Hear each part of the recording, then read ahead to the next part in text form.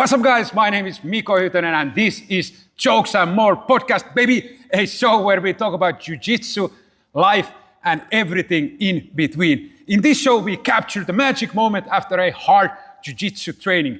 If you don't roll, you don't know.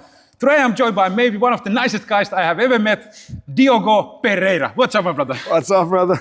Nice to be here. Nice to have you here, finally here, man. Yes, indeed. Yes, indeed. Man. So, first of all, today's training. Yeah, today was fun. Well, Yeah. as my rash card says, right? Always injured. So you hurt your knee today. Oh, I didn't plan this, I promise. Yeah. No, nothing major. A small tweak probably on the MCL as it happens, long time off, but accumulating injuries, you know how it goes. Yeah. And then a small little tweak and your body just gives up on my old knee. So yeah. And we didn't plan this rash guard. This really happened. So unfortunate, but also that shows the crucial part of martial arts. It comes with the price. Yeah. What is your first memory of martial arts? As a kid, did you do a lot of martial arts when you were a kid? What is your first memory? Yeah, well, look, I started up when I was 4. Okay. So pretty young. I'll try to remember what was the first one. Probably it must have been seeing my mom going around with a gi on because she did judo, right? She competed in judo and her brother competed in karate as well. And so maybe that was my first ever contact. Seeing them, with their gear on and seeing them train. Then I do remember those first judo classes. Judo is rough, man. Yeah. Judo is a rough one, yeah. I remember as a kid, I was growing up, it was very hot, living in Africa. Yeah. And I do remember that, the harshness of it, and feeling like, damn, my friends are playing football outside, what am I doing with this big pajama on, sweating my ass off. So yeah, my first memories were that. And then, of course, starting slowly on the regional. What was the first? So you started training judo? Judo, yeah. But you're in Africa. What is this? Yeah. So walk me through. So you were born in? I was born in Lisbon, Portugal. Yeah. But you have been traveling around? Yeah, because my mom's family, they're from Congo, the Democratic Republic of Congo, right? So Kinshasa. And I was born in Portugal, grew up there for a little while. And then, of course, very young, we moved back to Congo with my father, my mom. Back then, they were still together. And that's where I grew up. Okay. So I grew up in the southern region of Congo, close to the northern border of Angola. And that was an experience up to Civil War. Yeah. And at that point, we saw, you know what? Maybe time to leave now. And so, we came back to Europe, Portugal, Belgium for a little while. Then I ended up moving around. I started working in Portugal. And I kept moving around. I'm a mutt. Unbelievable. So and that's why we're here, because the idea of this show is like the people who I train with, because we can train years without basically getting to know each other. Because we train, it's nice, but I want to, really get to know people who I train with and who are interesting personalities. But okay, let's start with this. So you started judo about 4 years. You started in Congo, yeah? Yep. And what was the scene there? Must be rough, but was there like a competition? So what is your memories? How long did you did it? Well, you may have seen some of those videos of judo training, throwing the kids around. Yeah. Was it like that? No, it wasn't like that. I was that luckily because I would have made even a worse case of myself now than I did already. No, it was okay. It was the typical kids class, getting introduced to doing sports, doing martial arts. The teacher was pretty good. I got lucky enough that when I moved to Portugal, I continued judo for a little while. Same experience, quite soft, quite okay. It was when I started moving to the competition group that, then I saw, levels are going up a little bit. But nothing harsh, nothing crazy, nothing like then I experienced with other martial arts when I moved out of judo, right? It was okay. It was okay. It was a good experience. It was good. It was nice. It was a nice introduction. And of course, having my family competing before, my uncle, he was representing Portugal on the Olympic Games. So he was on the Olympic team. Okay. With lots of different sports as well. My mom was competing as well. So it just felt like something else that everybody around me was doing. So it was nothing strange. Because everybody was doing it. It was like natural for you to do it. And from Congo, you moved to Portugal. What age you are when you guys moved to Portugal? A little under 12 years old. 12 years. So, okay. A little under 12. Of course, you continued martial arts in Portugal. Yeah. You stayed in judo, or what happened? Yeah, I tried judo for a little while because we moved to the north of Portugal and that's what was available. It was a small town in the north. There was not much available back then. This was the 90s. Judo was what was available. That was okay. Then we moved to Lisbon, where my father is from, where I was born. There I started moving around, tried karate for a little bit, then moved on to taekwondo. I did that for a little while as well, competed a little bit in taekwondo too. Until then one day a guy came into class and this guy was kicking our butts with his hands. Because, Taekwondo, we were very, classic style. I was very lucky because my Taekwondo instructor was a Korean guy from the old school guard military training. So it was very good. They had Hapkido classes as well. It was very, traditional, typical discipline, classic martial arts. It was a very nice experience. But yeah, one day this guy came over, was kicking everybody's butt. And I was doing okay, man. I was a very big kid. Yeah. At 14, I was 1.80 meters and I was 78 kilos. Yeah. Oof. So yeah, my size. I was a big kid. Then I only grew more to the sides. And I was fascinated. I was like, how did this guy just clean me up with his hands? I didn't know what to do with my hands. It was very, And I was like, so what do you do, man? I was like, I do kickboxing as well. I came here to improve on my leg game. It's like, so where do you do it? Can I go try? And he's like, yeah, in Sporting, the football club. Yeah.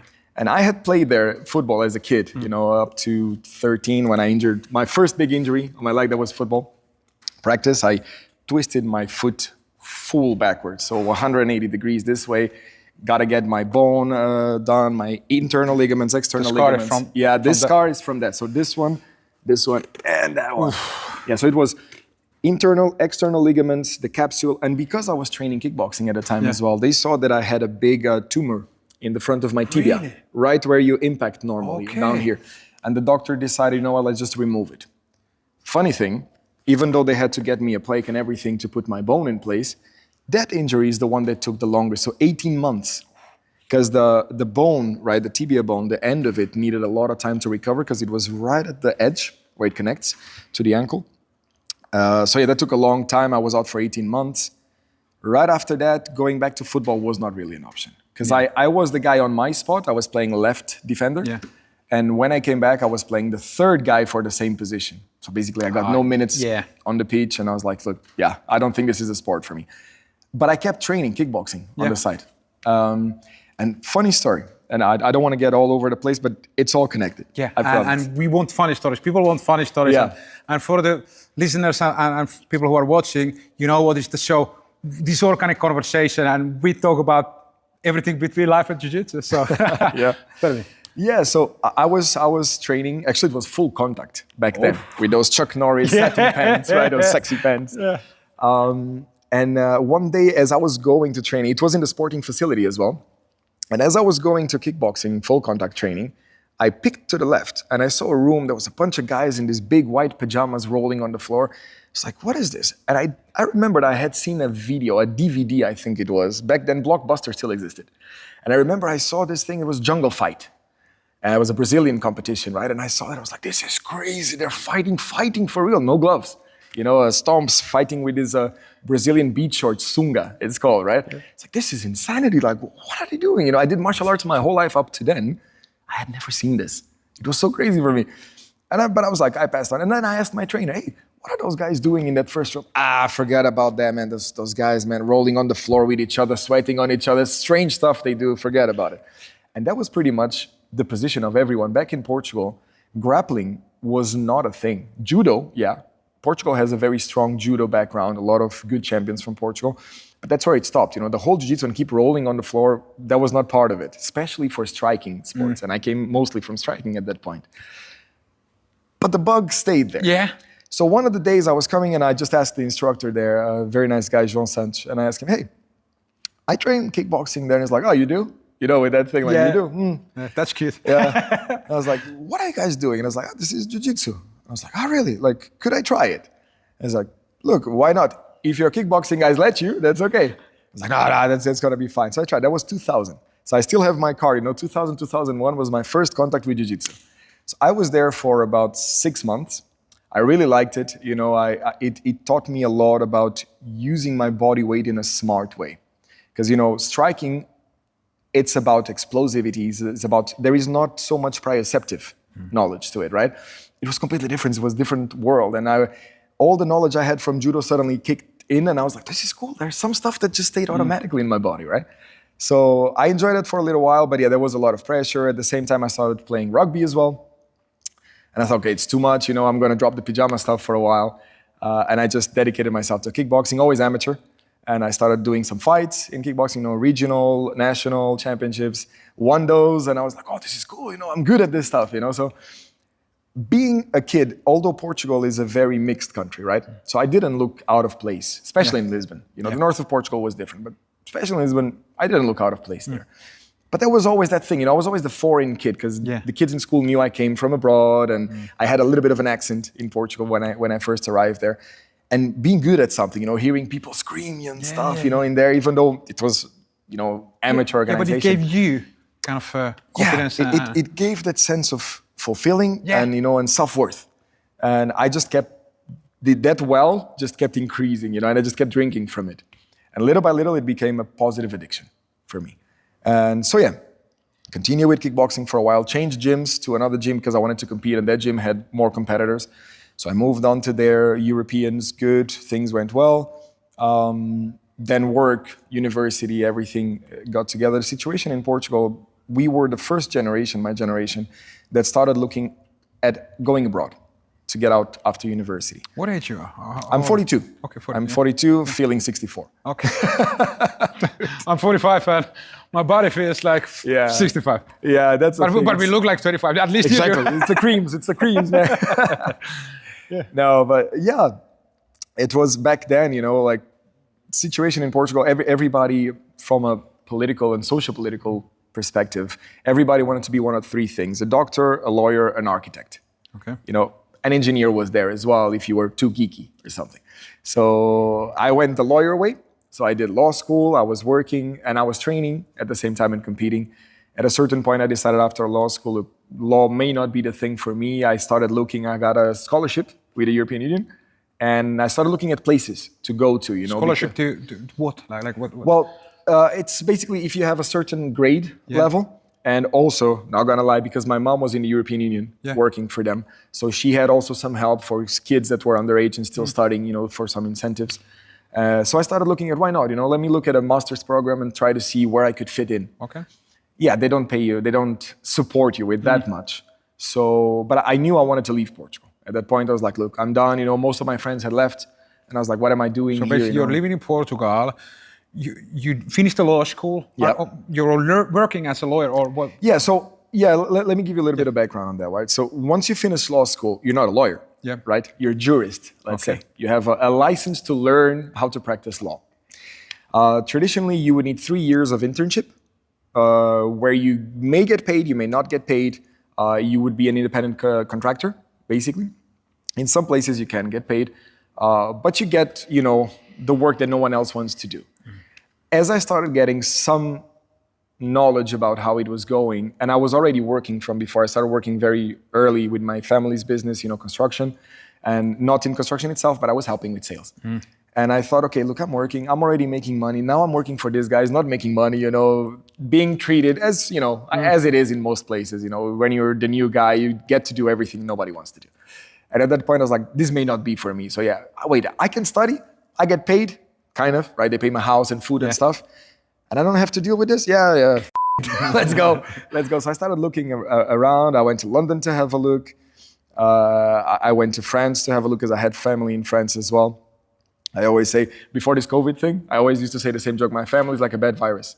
We spread all over the world. Before COVID. Before COVID, now I can't say it. Maybe you can already say it again because it's... Maybe it's not too soon anymore, right? And so I started looking around, it was so expensive life, man. And then I was dating this girl back then in Portugal, and she was from Slovakia, but she was living in Prague, in the Czech Republic. And she said, hey, why don't you want to come and check Prague out, And I was like, yeah, why not? Look, I'm in this trying to find where to fit phase of my life. Let's go see what Prague is like. For summer, 40 degrees in Prague. And I always heard about, when you're in the south of Europe and you're a kid growing up, you didn't hear that much. There was not the huge internet wave as it is now. I didn't hear that much about Central Europe, actually, which for us was Eastern Europe, right? Besides the movies and the stuff you would see that it was like, it's a communist country, it's crazy. They kill people around and they remove your organs and stuff, And I went there and I was like, man, this place is amazing. Sun, 40 degrees in the summer. How cold can it get, man? People are crazy talking about this cold and the cold people. This is amazing. Huge expat community, I went there, we went out at night and I was like, this is amazing. Beer was cheaper than water. The girls were beautiful. And I was like, man, this is the place. This is the place. It's early 20s, come on. We were sitting in a bar with that ex-girlfriend of mine. And on the table next to me, I heard a conversation. I can't remember how it came about, but I heard a guy talking, and he was part of the headboard of a university that had a master's program in project management, which is exactly what I was looking for. And the guy was talking in English, this very good American English, and I was listening. I was like, hey, I heard you talking about this there university. I was like, yeah, sure. Do you want to come in? Like, we can have a quick interview, see if you would fit in, see if you would like our program. Long story short, went there, things went well, and I decided to put my house to rent, an apartment that I had in Portugal from the family, move all my life to Prague. That's it. Let's go to Prague. And that's how I ended up in Czech Republic. So I got there, going back to martial arts, right? After a couple of months, I was like, man, I got to find a place to train. I'm going nuts here. Now that the whole craziness of, changing countries, changing culture passed, I got to find a place to train. I got there, and I was used to being heavy middleweight, light heavyweight in Portugal, one of the bigger guys in the gym back then, I was around 90 kilos, lean, not like today, And I got my first training in Prague. I entered the gym and I started looking around. I was like, what do this eat in here, man? Everybody I was bigger the than you. smallest guy. I was the smallest guy around, and I was like, man, these guys look huge, strong, jacked, And I was like, damn. Training was really good. And I realized I had a lot of holes on my grappling game because it was MMA, right? And I had heard so much about MMA, the UFC, Pride, I was a fan of all the Pride guys.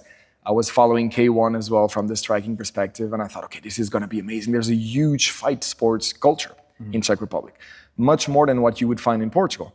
In Portugal, you were still looked at kind of a crazy guy. He must have something wrong. If he's doing too much of this fighting, punching and kicking people, is the kid okay? The family was, especially the Portuguese family, they were always like telling my dad, you talk to the kid. Why doesn't he play football? Why is he punching people? Is he okay? Yeah. Is it the war thing from Congo?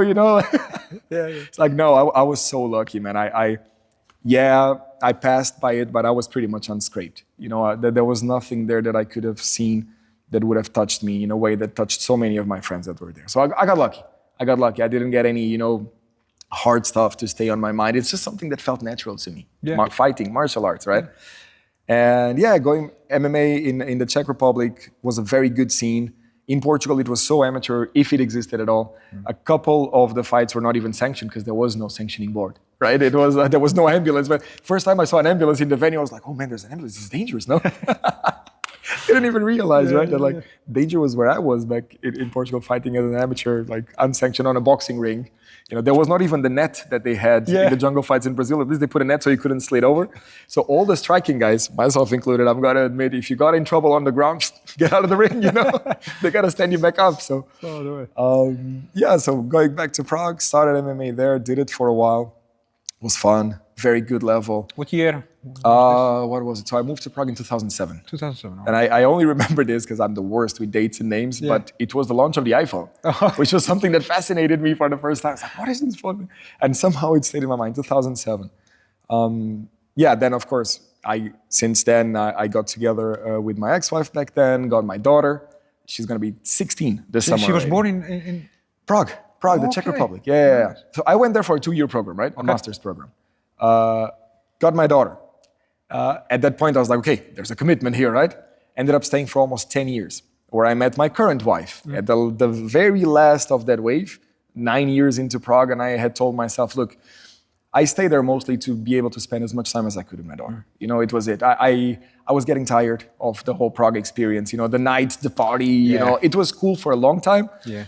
At a certain point, it became a bit tiring. I think I was getting old as well. Yeah, and also you're training all the time and studying, and if a little bit partying on top of that, working. It's wearing you. Exactly, it's wearing you down. Yeah, and I could see that my recovery was not the same. I was 29, reaching 30 there. I got my first migraine after drinking at 30 years old, man, on my 30th birthday. Yeah. And the next morning I woke up and I was like, my head, man, what is this? What the hell? I was looking at the small red light on the TV, and it hurt my eyes. I was like, what the hell? I'm sick. I got something. I called a couple of my friends. They were laughing their ass off, of course. Like, man, you got a hangover. This is a hangover? You guys are nuts. Why do you drink? Why do you drink if this is what you feel the next day? Came with it 30. 30. And that was the point, because I was not a heavy drinker, but I was drinking, in Prague back then, the expat environment, either you worked with a lot of expats on your company, because there's a lot of multinational groups in Prague, and people jump around, or, which was my case, most of my friends worked in different companies. I had some very, very good friends that work with me, some I keep until today, But a lot of the other ones, we were spread out. So where do we meet? Clubs, sometimes restaurants, but mostly we eat at home, start, warming up, and then go to the club. So that was the scene for 9 years. At a certain point, I was more familiar at night than during the day in town. And it just, I don't know, I think I just got tired of it. Yeah. And I started realizing that as a person, I needed to up another level. So I started looking at things around, and just out of curiosity, one of those days, I went out on a Friday. Saturday, I woke up, one of those migraines, and I was like, man, this is insane. I gotta stop drinking, but this is crazy. I'm killing myself. Let's go to the gym, detox. I went to the gym, just to move around, bicycle. At the end of it, I came out to the subway, and I was with my AirPods, with a hoodie on, just laying like this. And a girl comes and like, hi, sorry. If it was back in Portugal, I'd be like, oh man, beautiful girl comes to talk to me. Oh, in Prague, this was actually, I don't want to sound like an idiot, but this happened quite often. Yeah. You look different. In my case, I look quite different. So yeah, it caught up attention. And I was like, hey, how's it going? Not giving it too much attention. It's like, oh, she was in a very broken English, like, we're searching for a place to go out at night. We're not from here, we're from Slovakia. I'm here with my friends. Do you know of a place? And man, tired and not even thinking about it. I was like, yeah, sure, I'll give you a name. The owner is my friend, you can go there. I was not even looking at her. I was like, noting on my phone, can you take the note? And I looked at her and I see the disappointment in her face. I was like, what the hell does this guy think he is? Yeah. I'm a nice looking girl, why is he like pushing me off like this? And I'm like, talk to this guy, say you come, from Diogo, and he's gonna treat you good there. And she was like, oh, okay. As she's leaving, and I was like, phew. I got away from that one, Yeah. And her friend comes over, this blonde, green eyes, beautiful girl. And I was like, whoa, wait a second. Actually, maybe I might go out. I might go out today. I'm thinking about it. Give me a number, let's talk, Long story short, that's how I met my now wife. Okay. She was the blonde one there. Yeah. So yeah, we started talking, and then one thing led to the other, got together, long relationship, got my first son back in Prague. And at that point, they moved, I was doing already a corporate job back then. They moved my corporate job to Dubai, and they offered me to move there. Very good pay and everything. But my wife, at the time, she was 8 months pregnant, right? And moving to Dubai with the blonde, green eyes, back then, this was, my kid is 10 now, so 10 years ago, 10, 11 years ago. I don't know about that, like 8 months pregnant. So, okay, so I'll take a year off. That was a good parachute given by the company because they moved, the position. I'll take a year off. I'll maybe open my own consulting firm, try to work a little bit, be with her, it's gonna be, I wanted to enjoy that experience. So I took a year off, opened my company. That was a nightmare as a foreigner. Man, I told myself, yeah, it's gonna be a long time until I work by myself again. Yeah. And yeah, by the end of that year, at the end of it, I got an offer to come to Malaga. And I was like, I don't know, how my then girlfriend, soon to be wife, how she's gonna take it. She's from Slovakia, her family's there, big family people, taking her away. She's not a mutt like me, she doesn't move around like that easily. So I asked her, look, would you mind, I got an offer, would you mind if we move down south? It's Malaga, Spain. She's like, Malaga, that's the beach place, right? Yeah, let's go. It's like, really? So yeah, she loves the sun, and that's how we ended up in Malaga. Nice. So yeah, we've been here now for almost 10 years. Yeah. What do you do? Do you work in a company or do you have your own? No, I work in a company. I have a corporate job. I'm a project director. So basically, I'm a project manager that manages larger projects in technology. Okay. Yeah, so it's boring, pays the bills. I like that component of it. I did sales in technology as well for a long time. It was fun as well. It had its good things. It's sales, so it's always, moving. But at a certain point, it's like, I want to go back to project management. That's why I was doing that before. I was managing a team. I worked in logistics for a while as well. I've been moving around. It was always a way to pay my bills as I could keep training and competing. When competition stepped out of the way, because it was my last fight, an MMA fight. So yeah, that's a cool story for your channel, right? Yeah, for sure. That last fight, I really felt a change. I felt a change in the way I was getting ready for the fight. I always got nerves like crazy, like full nerves. I had to unload my whole body up and down before every fight, every single fight. 28 fights, 28 times, up and down, everything out. I never had problems making weight because I just dehydrated naturally. And that last fight, no nerves, nothing. My nerves were always up to the time I stepped to the ring or the cage. When I entered, somehow I was fine. It was like, okay, now I'm focused, and it was okay. That day, no nerves before. I fell asleep. Warmed up, lay down for a little bit. I always had my music on, traditional African music, but calm, keep my heart rate at a good level, not too high, not too low. That day, it was so low, man. I had one of these monitor things on my chest, super low heartbeat, 57, something like this before a fight, 50 or something. I fell asleep. Strange, but I felt good about it. I was like, I'm confident, I'm good, I'm gonna be calm, I'm gonna be seeing things. I looked across the cage. There was an animal, man, across the cage, looking at me with that fire, like he wants to eat you, man. That second, man, I was like, I shouldn't be here. And you felt like, this is not for me anymore? Yeah, I shouldn't be here. Okay. That guy wants to fight. I want to have fun for a little bit here. And I was never a fighter. Some people, they define those things differently, right? There's the fighter guy, there's a sports guy. I was more, for me, it was fun and sports. Yeah, I always wanted to keep nice guy. Yeah, you I like the artistic and... side of things. My favorite fighters were Anderson Silva, Remy Bonjanski in K1. It was always artistic guys, Then, of course, all the Thai guys as well. I always wanted to have fun. It was never fighting. I never had that need to fight. That guy had it, and I didn't, And at that moment, I started thinking my reaction time was slow. I was always very fast for my body weight. Yeah, it was not there. It was slow. Everything he was doing seemed to be a step faster than what I could react to, which is always the opposite of what I felt. I always felt I had speed on my side. They had sometimes power because I was heavy. I was competing at minus 87, minus 89, cutting from 91, 92. A lot of those guys were in the mid 90s, many times walking around, and they cut down. So that fight, I was very lucky. I was really lucky. I got out with a decision in the end of it. I survived enough. My ground was terrible. It's still not great, but it was terrible back then. But it was just enough with my natural explosiveness and athleticism that I always stood up. And on my feet, I had an advantage in most cases because they were grappling heavy, but their Muay Thai, their striking was not as good, especially with the legs. Being a long, tall guy, my legs came really good from the Taekwondo background. So that was the fight. I said, you know what? I spoke to my trainer back then, and I asked him, so what do you think? And he's like, you were kind of asleep today. What's going on? You had some problems? You didn't sleep? I was like, no, the opposite.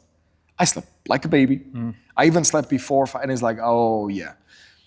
I don't know, Miko. I think, being a father, transitioning into a different phase, sometimes it brings that fire in you because you want to prove to your kids, To me, it kind of softened me up. That fire I brought from before, that wanting to prove myself. Now I wanted to prove myself to my kids, especially back then it was just my daughter, and I wanted to make sure that she could see an example in me. And I started wondering and thinking too much. You can't, your body needs to go in automatic mode, and it was not there. And I said, yeah, this is too dangerous. I can't keep doing this stuff. It's not paying my bills. I'm actually spending money to do this thing I love. So yeah, maybe it's time to hang up my gloves. So I spoke to the trainer. I told him, look, I would like to keep training, but I'm done with competing, And I was never the kind of guy that asked the trainer, hey, when can I fight? When can I fight? It was always like, Diogo, I got to fight for you. I was like, oh, really? Should I go? Yeah. It's like, you're kicking everybody's ass. Go, man. What the hell are you talking about? So it was always like, I never had that, and once I felt that in the moment I missed the fire, it's too dangerous. It's too dangerous because the other guy's coming to get your head off, And yeah, I just thought, I'm done. I'm okay. Of course, I did the absolute worst thing. I fully stopped completely. And I was like, I'm going to take time off. Now I'm going to eat the stuff I want to eat. I'm not afraid of going up and down. I met my now wife back then. She got pregnant. That was after you after your last fight? Yeah, after my last fight, a few months, 3-4 months afterwards when I met her. Okay. End of the year, November. And I remember the first Christmas holidays were my first holidays I was eating like a pig. I was like, whatever, I don't have any fights anymore. I'm done. Cool, let's enjoy. And I started getting some weight, but I was still in shape. I was going to the gym. I kept doing my gym stuff. I was never doing hypertrophic work because I didn't want to get big and gain weight because I needed to keep my fighting weight. And at that time, I was like, okay, now I can get big. So I got into the gym thing, right? I got into the heavy lifting. And I was like, this is cool. I feel powerful. I feel strong. And I met her. She got pregnant. Just by empathy and solidarity, I also gained weight so she wouldn't feel bad. That's what I tell myself. I gained 21 kilos. Oof. 21 kilos. Man, I was a big Papa Bear, But you are still going to gym, but not in MMA? No, I was not doing any martial arts. Okay. Nothing. I was just lifting weights and eating. Okay. And eating all the pizzas, burgers, all the things, Not like the healthy stuff, but anything. And it was also, there was a big clash in culture and habits between me and my now wife back then. I remember the first time she came over to my place and, usual, we would like something to drink or to eat. And it's like, yeah, sure, what do you have? And I'm like, look, water, there was one juice And she's like, oh, you don't have any Sprite, 7-Up, Fanta? I was like, oh no. You know, it felt so strange to me. No, what? It's like, okay. It was like, do you want to eat something maybe? And I was like, what do you have? And I had like, 8 meals ready on my Tupperwares, I had fruits, I had my vegetables, I had all my things. It's like, oh, you don't have anything sweet, like a small chocolate or something? It's like, no. It's like, what is she talking about? Yeah, that derailed fast, man. Yeah. Because we moved in quite fast. And then a few months later when she got pregnant, then of course she had those munchies, the pregnancy munchies, I was like, yeah, why not? Let's get some stuff. What do you feel like? And she was like, I feel like a pizza. Yeah, sure, why not a pizza? Let's have 2, Things derailed strongly. Yeah, 21, I think I was over 21 kilos over my normal weight because I lost some weight because I was like, look, I remember it was one Christmas day, the next morning, 25th. And I was getting ready to go downstairs, at her parents' house back in Slovakia. And I went to do my shoelaces. And I had to go, because my belly was like, man, but I felt strong. My lifts were the heaviest ever. Yeah, you can rip your own leg away. But and I was like, what is going on? Blood on my hand from putting... I can't tie I go from being a fighter to not being able to tie my shoelaces without taking 10 heavy breaths. What the hell is going on, man? I was like, hey, okay, we got to get this back into control. This is going to hell. So I started getting my diet back in shape a little bit, as much as I could, without looking like too much of a weirdo in her parents' house, right? And I got down a few, and then I took the courage, like let's go weight ourselves, pull the belly in, let's see. I was like, damn, 120 kilos, 119. Yeah. I was like, Jesus, that's a lot of weight. So then I started bringing it back down. I've been yo-yoing. I never got back to my fighting. What was your fighting like? I was walking around 91, 92, ripped. I was around between 11, 12% all the way down to 8, 9% body fat. And I was a natural big guy because I don't have big joints. My joints are all, I don't have jiu-jitsu wrists, now I walk around 94, 95, but I don't carry as much muscle. I carry more fat than before. It is what it is, man. But I had to get things back under control, and then of course, one more kid. So now I'm a tri-father now. And I have been training with your son. He's amazing. He's a little bit like you, excellent manners. He helps everybody. And truly, it's impressive. Like, you're a really nice guy, and your son is also very good, very good guy on the mats. And I got good kids, man. I got lucky. Man. My daughter is amazing. She trains jiu-jitsu as well. She competes as well. Her mom trains as well, which is good. She keeps her in check. Both my other 2 kids, my 2 sons, they also train here. I got lucky, man. The kids are good kids. What do you think? Because, like I told you before already, first time when I met you, I had at least like a really good feeling about you. Like, you're really like a nice guy, and you're just always smiling and positive and very well behaved. Where did that come from? From your house, or you're raised well, or why are you so nice to everybody? I'd like to say so. I'd like to say so. Thanks, Miko. That's nice of you, man. Same back to you, by the way. Same back to you. You always have a cool energy, man. Growing up with my mom's family in Congo, manners were big, man. They were big into manners at home, at the table, outside of the table. I got very lucky. They were big into balance, meaning growing up, it was not like the old Greek times, but almost. So you had to be good at school, so you got to have your sciences in check. You had to have your arts in check, so you had to learn some kind of musical instrument. So I had to learn that, and you had to be having a sports component to your body. Right, so my grandfather, my mom's father, was big into that. He was also training. He was playing sports, high-level tennis as well. So that balance, that comes from home, right? It was a big thing. Like, you don't talk back. You don't. Bad words were a big no-no back then. Today it doesn't look that way, but yeah. And just respecting other people. The African culture helped as well. Yeah. So, as you can imagine, growing up, and again, I was very privileged, man. The situation I had in Congo was so different from a lot of my friends that I had from the street, right? But yet again, even though my skin color, there I was a white guy, actually, but I was never treated differently. And it taught me that the best way for me, in my experience and from what I saw, and I learned from my friends and I learned from my family, especially back then, the best way to deal with adversity is a smile, man. Because being sad in the end of the day is not going to make anything better. Sometimes smiling gets you out of that hole, faster at least. Yep. So I don't know. I think it's also genetical. Yeah. I see my kids nowadays, right? Yeah, and your son is the same. Yeah. He's also smiling and just being positive. And I think it's the kind of a mindset, because I get asked this question quite a lot, like why I'm always so positive. And many times I decide to be positive. Even I have bad days and I like all the problems in life, and I just decide before I go from my door outside, like, Miko, I'm gonna smile, and then somebody smiles back to me, and I this is a cycle of positivity, like you know. Absolutely. I fully agree, man. It's a choice. Every morning is a choice. I'll be honest with you, man. I had so many injuries, This leg, it was the peroneus ligaments, as I was telling you. This leg, it was the Achilles, full tear on the Achilles here, playing basketball. Now, that was a 30, what was I, 36, 35, something like that. A lot of, 8 herniated discs, injuries from before. It really makes you appreciate it. I know it sounds so stupid, but it's true. Sometimes you got to lose something to really appreciate it, right? Yeah. And the older I got and the more injuries I accumulated, the more I appreciated being healthy. Yep. Just standing up from my bed and you can do things without pain. That's unbelievable. Like Yeah. as a martial artist, pain is always involved. When there is no pain, nowadays I appreciate it also. Like I feel there's no consistent pain. If there is that. Tell me about it. Those are the days when nirvana, pure nirvana, when there's no pain when you wake up in the morning. So look, I see again, going back to my kids, right? 3 kids, 3 completely different kids. Not just, you look at them, they look like a Benetton commercial. Yeah. There's a little blonde one, like from looking a lot like his mom. There's the middle one, Alex, that poor guy, he was my clone completely, came out exactly like me. And my daughter, whose mom is part Vietnamese as well. Okay. So my daughter, very quiet, very reserved, very cerebral kind of girl, very head on her shoulders, everything.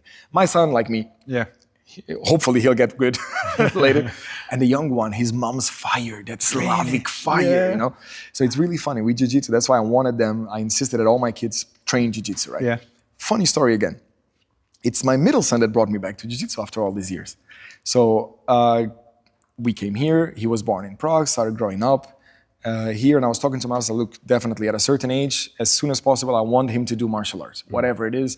I would like it to be Jiu-Jitsu because I see it's the one that works best. Because coming from an MMA background, I saw, if you don't have grappling, forget about it. You can have great striking, you can get lucky, but if you don't complement, it's not gonna be good. And I didn't want him to start with striking because it was not really a martial art, and I wanted him to have the traditional discipline from a martial art. Started looking around and I found a place here, back then, Lilius Barnard, right? And brought him to class, met Andrea and Federica, right? I saw the program, I was like, this is amazing, this is a great program, he's gonna be very happy here. Great, because he tried football before, but I could see that maybe he was too young, he was 3, but he was spending more time dancing than playing there, So I was like, no, I gotta find him something to, put him in line and make sure he trains. It cannot be like, if you wanna dance, you dance and the other kids train. No, somebody gotta bring discipline into it. So I started coming with him here, and I said, look, I know how to do a bit of this, why don't I spend more time with the kids when they're doing this, because I work already, they go to school. In the end of the day, the teachers' kids spend more times with them than we do as parents. So like, anytime I can spend extra with them, great. So I said, you know what, I'm gonna start training. I talked to Andrea, and I asked Andrea, would you mind if you give me some private classes just to get back into, the groove of training? I explained in the situation, I was fighting before, but I haven't done it in a long, long time, gained a lot of weight. I gotta see how my body moves. So we started doing privates with Andrea, picked it up pretty fast, after a while, started doing classes, and then Andrea asked me, hey, the guy that's helping us with the kids classes, he's moving to Madrid. Would you mind stepping in as well? That way, I could also be with my kids as well and help out with the kids classes. And that's what brought me in. So it was my son, Alex, Andrea, they brought me both back into Jiu-Jitsu, got hooked again. And the biggest thing, because I did try after my Achilles injury, I tried going back to Muay Thai. Great gym in the center of Malaga as well. Great teacher, great school. The training regimen, just the warm-ups, a lot of rope skipping, a lot of jumping. My Achilles tore both of my calves 3 times in the first 2 months. Oof. And I said, my body, either I need to ramp up a little bit more my recovery before I can go back to this, or my body's just not good for this explosive stuff anymore. I'm accumulating too much wear and tear. I started competing, amateur, but still competing at 7 years old. And I competed all the way to 30, pretty much, 29 and a bit. It's a lot of years, 22 years competing, a lot of wear and tear. Rugby, I played rugby for 5 years, university level. Man, those guys are big, man, those guys are strong. And the training is very, especially back then, nowadays it's much more scientific. A lot of the younger kids, right after me, they went on to play professional and everything. A lot of the kids that played with me at university level, 5 years later, replaced shoulder, replaced hips, guys that were not even 30 yet, Miko. And yeah, that put a lot of wear and tear. You know, those rocks, melees, placas, you know, those entering with big, strong guys that wanted to get that contact, you know. It was a lot of fun. Still my favorite group sport. Oh. Still my favorite one because it's a simulation of war while you're doing it. But in the end of it, there's a lot of respect. Yeah. You know, you shake the hand of your friend, you go for a beer, you know, you have fun. It's a cool feeling at the end of it. You don't feel like there's no trying to simulate a foul or something like that. No, it's about honor. Oh, sorry. It's about honor. It's the exact opposite of other sports I had played where you always try to weasel your way into something. Yeah, no, not rugby, man. There's no weaseling away. You get hit, you know. Yeah. I really like that. But yeah, lots of wear and tear. So the best thing I love the most about Jiu-Jitsu is not only, and we see so many examples, right? So many of our colleagues, you can train it forever. Yeah. As long as your body's holding up a little bit, drop down the intensity. Yeah, you can get hurt. Look, today, again, I was just coming back, right? Got into a little bit of a heel hook, felt some pressure, tapped. Right afterwards, I was telling you, putting a hook in from the back, and I felt a small crack. It is what it is, wear and tear. You gotta take care of your body. I did warm up, but again, many times your body is just at that small edge. And you have been doing so long. Yeah. And there is this small stuff I'm too stubborn just to quit. Yeah. My body keeps sending me signals. Ignore them. And I was like, well, what are you talking about? You know, like it's but a you're different still 42, like we have still a lot of time. And I had my guest, like Mitch was here doing the same podcast. He's 78 years old. And he started Jiu-Jitsu 64.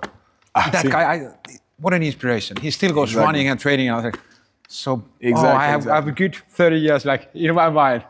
But I look at them, right? Like they say, the canary in a mine hole, right? The one sounding the alarm. I was like, look, if this guy is 70 something, like Jürgen is another example, amazing guy, right? I look at those guys and I was like, yep, I can do it. Yeah. I can do it. You know, because sometimes, you do wake up. I know tomorrow I'm gonna wake up and I'm gonna be like, damn it, man, you're stupid. Why would you go and roll? You know, why wouldn't you, like start? You know, like look. And again, I was rolling with a very nice guy, responsible guy, taking it light. Again, it just had to happen because it had to happen. You know, again, always injured. Always injured. You know, that shirt fits so nicely. But we keep going, and this is the main difference I noticed between the other martial arts I did and Jiu-Jitsu. Jiu-Jitsu is such a cerebral sport, right? It keeps your mind working every minute that you're out of training. You know, every minute you're always thinking of something. Yeah, social media, YouTube helps because the algorithm keeps feeding that little bug in you. You know, but it's the only martial arts, the only sport, honestly, that keeps my brain active during the day. Many times I'm extremely focused on my meetings. I focus on my work, but sometimes there is a dull moment. Something from Jiu-Jitsu comes to mind. Something like, there was a position there. If I get the underhook, that's a much better advantage position. And I was like, I'm with you guys. Yeah, definitely. Let's get the project moving. It just comes. Yeah, but that never happened to me before. With other sports, like not with other sports. If I throw my elbow like this, or what if I do this entry? No, because maybe also because striking came so natural to me. My patterns were always very natural, you know, and maybe because I did it so young that it just became second nature to me. So striking is really second nature. I tried a few of the trainings here in the academy with the kids for MMA, for example, the beginners class and stuff. And it kicks in immediately, you know, slips, movement, timing, you know, everything goes back in place. Grappling, no. And it's so deep. I'm not saying striking is very deep, but it's different, man. There's so many levels. There is standing, there is takedowns, there is transitions. And the techniques, not only is the portfolio so vast, but it keeps expanding. It's like the universe, right? So every time you see these crazy kids doing this berimbolo stuff, and it was leg lock. No, wasn't the leg game the new thing? Oh no, now it's all these berimbolos, reversals and stuff like this, you know, inversions. And it keeps expanding. So it keeps your brain active. So again, I know tomorrow I'm going to regret it and I'm going to be like, damn it, it's going to hurt. But I know I'm going to want to come to class. At least I'm going to want to come to help with the class if I can, with the beginners class, because it's going to keep my brain going and it keeps me active. So by the time I come back eventually, I come back not fully stopped, not so rusty. Because my brain kept being active into it. And I need it. You know, it's so funny. I tell the guys, sometimes guys ask me, you know, because they see me, they roll with me. And they're like, man, you're good, you roll good. But why do you keep training? Because we see you injured, you know, you're injured. And I was like, man, look, it's still cheaper than a psychologist, you know? Yeah. So again, psychologists, you guys are great. We need you. But yeah, it's just, look, it's a way for me to put the whole world, the pressure, you know, being a father, being a supporter, being in life nowadays is not easy, right? And I'm privileged. Yeah, and I'm there's in a lot of privileged expectations situation. you have, you know. But when you're here, you have to be here. And your brain just, it's like a portal into this beautiful universe of Jiu-Jitsu. And once you enter it, man, it's bliss. Yeah. For that hour and a half, it's pure bliss. And the reset that gives to your whole system, man, there's no price to that. If you could put, you know, I listened to Joe Rogan many times and he's always talking about things that if you could put it in a pill, people would buy it and you would become a billionaire. Yeah. If you could put that feeling, the feeling we have now after training, if you could put it in a pill, oh man, everybody would forget about it. There's no hangover, there's nothing. It's just natural, feeling good. But that's the magic of Jiu-Jitsu. And you're on point on that because I always also think about like when you do Jiu-Jitsu, you are not thinking about, even for me, I'm a black belt, I have done this also quite a long time. Still when I'm training, sometimes it pops in my mind, but overall, I only think about Jiu-Jitsu and everything is what is happening because it's so complex. It's so hard. If you really focus, you cannot think, oh, what I'm going to eat today. And, You're done. Oh, yeah, what are the upcoming dates? Whatever it is. Jiu-Jitsu kind of captures you, so you kind of have that kind of holiday from your everyday stuff. Exactly. Yeah. Exactly. Yeah, I really, it's funny. For me, it really is. I enter that door, and it's really, I enter a portal. Yeah. You know, and everything is like jumping underwater. Yeah. It muffles everything, right? Yeah. Then it's only this place. And you're there. That's the beauty. That's the beauty. Okay, so now let's talk about the competition. So, okay, you started competing in judo and then probably in kickboxing in Portugal. So walk me a little bit through. Let's go memory lane. First kickboxing competitions, how it started and tell me something. There is great stories and I want to hear. Yeah, there's always fun stories with that. So my first kickboxing competition, full contact actually, that was the first one, the Chuck Norris sexy silk pants. I was training for a while, right? And back then I had already competed in judo. I had competed a little bit in taekwondo, always amateur. I only competed amateur mostly. And I started training kickboxing. Of course, I had a huge advantage because my legs were so mobile. You know, I could move my legs in ways that a lot of the guys that just started with kickboxing couldn't do it. So I was doing the beginners class, but very fast, my trainer was like, yeah, get in the ring. You got to start sparring, because you're big, your legs are becoming a problem to a lot of the guys. And I need you to work on your boxing. So it was one of those things that for a while, he was forbidding me to use my legs in training. I had to only box. It was horrible, I hated it. After about 3-4 months in training, he came to me and I was like, hey, I signed you up for the regionals. I was like, what? Regionals of what? He's like, full contact. I need you to fight. I was like, what do you mean? No, I just want to, I like it here. I'm training, I'm having fun with the guys and stuff. Yeah. And he's like, yeah, but you got to fight. Okay, I guess we're fighting, And I came home and I told my dad. My dad is, a very scientific kind of guy, quiet, the extreme opposite of me in terms of personality, right? Very quiet, the kind of guy that you'll be with him at home, he'll say good morning, and then you'll hear good night. Maybe 1 or 2 questions, what do you want to eat, or are you hungry, whatever, that's it. The extreme opposite of me that can't shut up, Yeah. And I told my dad, look, I'm going to fight. And he's like, what do you mean, what's the problem? Somebody bullying you or something? Like, they're not bullying you, man, come on. I was like, no, nobody's bullying me, I'm cool. No, I'm going to fight in full contact. The training I'm doing, because I used to go by myself, The trainer wants me to fight. My dad, typical, is like, okay, just left the room. I was like, I guess it's cool, okay, So I just went on. First experience, getting to the regionals, didn't know what to do. Coming from traditional martial arts, there was some warm-up, but it was pretty much a replication of the warm-up in class before the fight. Then, a classic striking warm-up before a fight. Yeah. So that was my first contact. And we start warming up and I'm sweating and I'm like, man, I'm getting tired, man. And my trainer is like, are you on weight? And I was like, yeah, I'm on weight. I'm 80, 88. You're fighting 80, I think it was 85 or 86. So what? They didn't even think of telling me I had to, my weight class, and I had to. Yeah. It's like, what? Yeah, get on a sweatsuit, they started putting garbage bags around me, taping them. Start rope jumping. We have 3 hours to lose these last 2-3 kilos. And I was like, first competition. what's going on? I had no idea what I was doing. I was just jumping, sweating. I was like, what's going on, man? And the guy's like, what's your weight? I don't know. I'm jumping, man. And he's like, weigh yourself. So there was the real good weight. Old school. Yeah, with us. Yeah, I'm also wrestler, so we had the same. Yeah, exactly. And the guy's like, get it there. It's like, you're about 500 grams over. It's like, okay, we gotta get you moving. Jumping jabs, burpees, jumping jacks. And I was like doing it. I was like, am I gonna fight today? Like, I'm done, man. I'm done. I could feel, that dry mouth feeling of little blood in your mouth. Yeah. It's like, this is what I feel at the end of like a 15, 20 round training session, with sparring. I'm gonna fight now? It's like, and I asked my trainer, back then, I was like, is my opponent also doing? Yeah, he's doing exactly the same as you, man. My opponent was chilling, man, sitting down. He gave weight in the morning, man, already, He had his weight on point. And I remember going up to the ring, nervous as hell. My legs felt like they weighed 200 kilos each. Yeah. And I was like, man, I can't move my legs.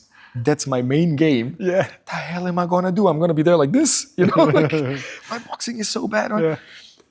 And I couldn't hear anyone. I couldn't hear my trainers. That never happened to me. Neither in judo, nor in taekwondo. I could always hear my corner or my trainer, I couldn't hear. It was really like somebody just muffled my ears, and I just this sound around, nervous tension, legs heavy as hell. The guy's coming at me to bump gloves. I bump gloves slowly. My gloves go down. The ref looks at me like, hey, and I'm like, yeah, I'm cool. Start moving around. I was very bouncy. I was always very bouncy. It was also a full contact style. We were always very light on our feet. Bouncy, bam, bam, bam. First kick was a front kick from the other guy. Boom, and I go all the way to the other side of the ring, and I'm like, I'm getting knocked out today. So my first thing was like, hands up, don't get knocked out. The guy gets me in the corner, starts pressuring me. My trainer is screaming something. I knew he was screaming something. I just didn't know what it was. And I'm like, okay, I gotta get out of here, So like, the only thing I remember at that point, I was like, this is not taekwondo. It's not an open space. It's a ring. I gotta pivot. Pivot. So I just literally got an underhook, pivoted. And as I pivoted, almost by mistake, this hand released and bam, and the guy went down. Wow. Right on the chin. I didn't even understand what happened. The guy went down. My trainer was like, lift your hands up. And I was like, well, get out of here. It's like, you won. I was like, I won. Amazing. I won, man. It's so funny because most of these details I'm telling you, I heard them from my trainer. Yeah, because you didn't remember, no? Almost nothing. Unbelievable. The last thing I really remembered well was that damn sweatsuit and the garbage bags around me, sweating and thinking, I feel that taste in my mouth. Yeah. How am I going to fight? Next thing you know, So that was my first fight, the regionals. And I'm like, whew, I'm so happy I'm done with this. Okay, I thought the guy's going to leave me alone. I didn't have almost any bruises, nothing major. I felt my body, but it was mostly from tension. And from the warm-up, I felt exhausted, from cutting weight. And I remember going to training the very next day, showing up and it's like, yeah, what you doing here? I was like, training, I'm okay. I feel, hips. If it was today, Miko, I would have leave my bed the next day, man. And the trainer was like, cool, I like that you're here, man. I was like, yeah, I want to go back to training, relax. He's like, don't forget, you got the nationals now. You won the regionals. You got the nationals. National what? You get the national championships, man. You got to fight for the nationals now, in amateur, because you won regionals. Nationals is next. When is that? About 3 months from now. Fighting again in 3 months. What the hell, man? It was June. Same time I was having the exams in school. Yeah. I was like, man, and I went to test my trainer back then. My trainer was this really old school martial arts guy, like grip your mouth guard, put your hands up, sparring is 110% every class, No drinking water. Don't ask me why back then. That was a thing. That was another one. First end of the first round of my second fight for the nationals. Let's just skip it, right? There was nothing special about it, to be honest. My weight this time was controlled. I got my weight in check that morning. I was on weight. Actually, was a little bit underweight even. So I was fine. I was rehydrating, eating fine. By then, I had already a kind of a method into it. Got into the fight. First round, I was okay. I was a bit nervous. I wasn't moving as well as before. Got caught a couple times with a couple hand strike, box strikes. I sit down. The guy squirts water in, open your mouth. Removed my mouth guard, squirts water. And I'm drinking. I was like, so why don't we drink at training? Why do we spend an hour and a half with my mouth looking like I'm the castaway guy, you know, I'm just abandoned in an island, feeling like first thing you give me is water in the middle of the fight, you know, like, what's going on? Shut up, focus, listen to me, you know, like, wake up. And I was like, okay, I need to go back to this, you know, something is wrong with this system here. Long story short, knockout, left leg up, I'm left-handed. Left leg, it was my favorite technique, you know, the question mark kick, you know, bam, guy goes down, picture perfect, you know, like, bam, lift my, this time I was like, okay, I got it, you know. Super cool experience, going back to training again next day. I was okay, my shins were a little bit, you know, and I come to training and I ask him, maybe 15 minutes in, can I drink some water? Yeah. And the trainer, he goes like, you know we don't drink water. No, wait a second. We drink water when we're fighting, right? Why do you give me water when we're fighting? So I was a bit mouthy back then, right? Yeah. That was not acceptable. So that was the beginning of the conflict there. Okay. So I did regionals, I did nationals, I won both. And right after that, right, he came to me and I kept asking questions like this. And I had no knowledge about sports physiology. I had no knowledge about recovery, about, you know, hydration, macronutrients, micronutrients. Forget, I was a kid. I was 19, I think, 18, 19. I started competing in kickboxing, I think it's 17. And I remember it just didn't make sense to me. You know, this old school system, this sparring, you know, I had headaches constantly from training, swollen eyes, going to school with swollen eyes, going to university my first years, everybody looking at me because Portuguese people still are. It's a very classic type culture. You know, so if you're starting to be a lawyer and you're showing up with bruised eyes, doesn't look good. Are you really the kind of guy that is supposed to study law, right? Yeah. Are you getting in trouble all the time? Oh, well, you're doing one of those crazy sports, right? Something is not okay there. So yeah, that was the beginning of my starting to think that something needed to change in my approach to training. And that's also part of what drove me away from the gym I was in back then, which was an amazing gym. Still trains a lot of world champions. So a great place, but I just felt something I wanted to change. There was this gym that was right next to my father's work back then, where one of the guys that was a national champion that I knew from school was training there. I was like, hey, come check it out. There it was very scientific. Actually, the guy that was my trainer back then is the president of the federation. And he's been the one pushing striking sports in Portugal forward. So far, so very, very good guy. That's where I got all the principles of training, recovery. That's where I started learning. I incorporated the gym. So there was a weightlifting gym right next to the room where we trained kickboxing and the ring. Started incorporating, getting into a system, training, kept fighting. A lot of push to go pro. I think I had 15 amateur fights, and it started becoming very hard to get opponents to fight back then. Those fights, if you have 15, how many? Yeah, I had 15, I had 10 knockouts. 10 knockouts. You won all the matches, 15? All the matches, yeah. Unbelievable. Yeah. Look, I had an advantage because I was not as big, but because my bone structure is not heavy, I carried a lot of muscle and I was very explosive and fast for my weight class. Yeah. And then I could use my legs and I got this ridiculous long legs for my frame. So that meant that I could control the fight distance. And if you can control the fight distance, especially in kickboxing, later then I moved also to Muay Thai. Muay Thai was different, right? The clinch game. Oh, that was for me. Because I couldn't really get my knees inside. I had to start working elbows, but the elbows were strange because amateur, you couldn't really wear them. You had to wear a helmet. That started, so I don't know, Miko. The more I think about it now, having matured, being an old guy nowadays, at least feeling like one, I start thinking maybe a lot of those things were excuses. Because as I was telling you, I never really enjoyed the fighting part of it. And I loved learning, I loved sparring, I loved training and feeling confident that if any happens, which actually I was totally wrong. And I learned that in my first MMA class. But coming from striking and being, an amateur champion and everything, I was like, no, I can, if some gets up, I'm cool. I love that feeling of feeling self-assured, feeling secure. So wrong. I was so wrong, man. First class of Jiu-Jitsu, 2000, right? And I come and we start striking. Of course, I get into my stance, my Muay Thai stance, kickboxing stance. First thing, the guy goes up, down, bam, double leg, floor. And I'm like, what's going on? Why is this guy on top of me? Smother. I didn't know what was happening, but I couldn't breathe. Yeah. And I didn't even understand the tapping system, anything. So like, I can't breathe. I can't breathe. And the trainer is a very cool guy. small statured guy, lean, small guy. He comes and he's like, "You're supposed to tap, remember? We told you if you feel pressure, if you feel this, if you feel, say or tap on your partner." Okay, let's go again. And I was like, I'm gonna catch this. This is not gonna stay this way, So we restart again. He dives. I somehow sprawl with double underhooks, right? And I pull him to me. What I wanted was a clinch. I wanted to go up, release, and clinch. As I pulled him so hard that the guy fell face down, right? And I just went on top of him, like full, like SEAL mode, plop, land on top of him. He rolled. I was on mount, can opener.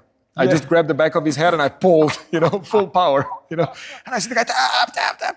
And the trainer comes to me like, nice. And I was like, that's your first submission. I don't know what I did. Can opener.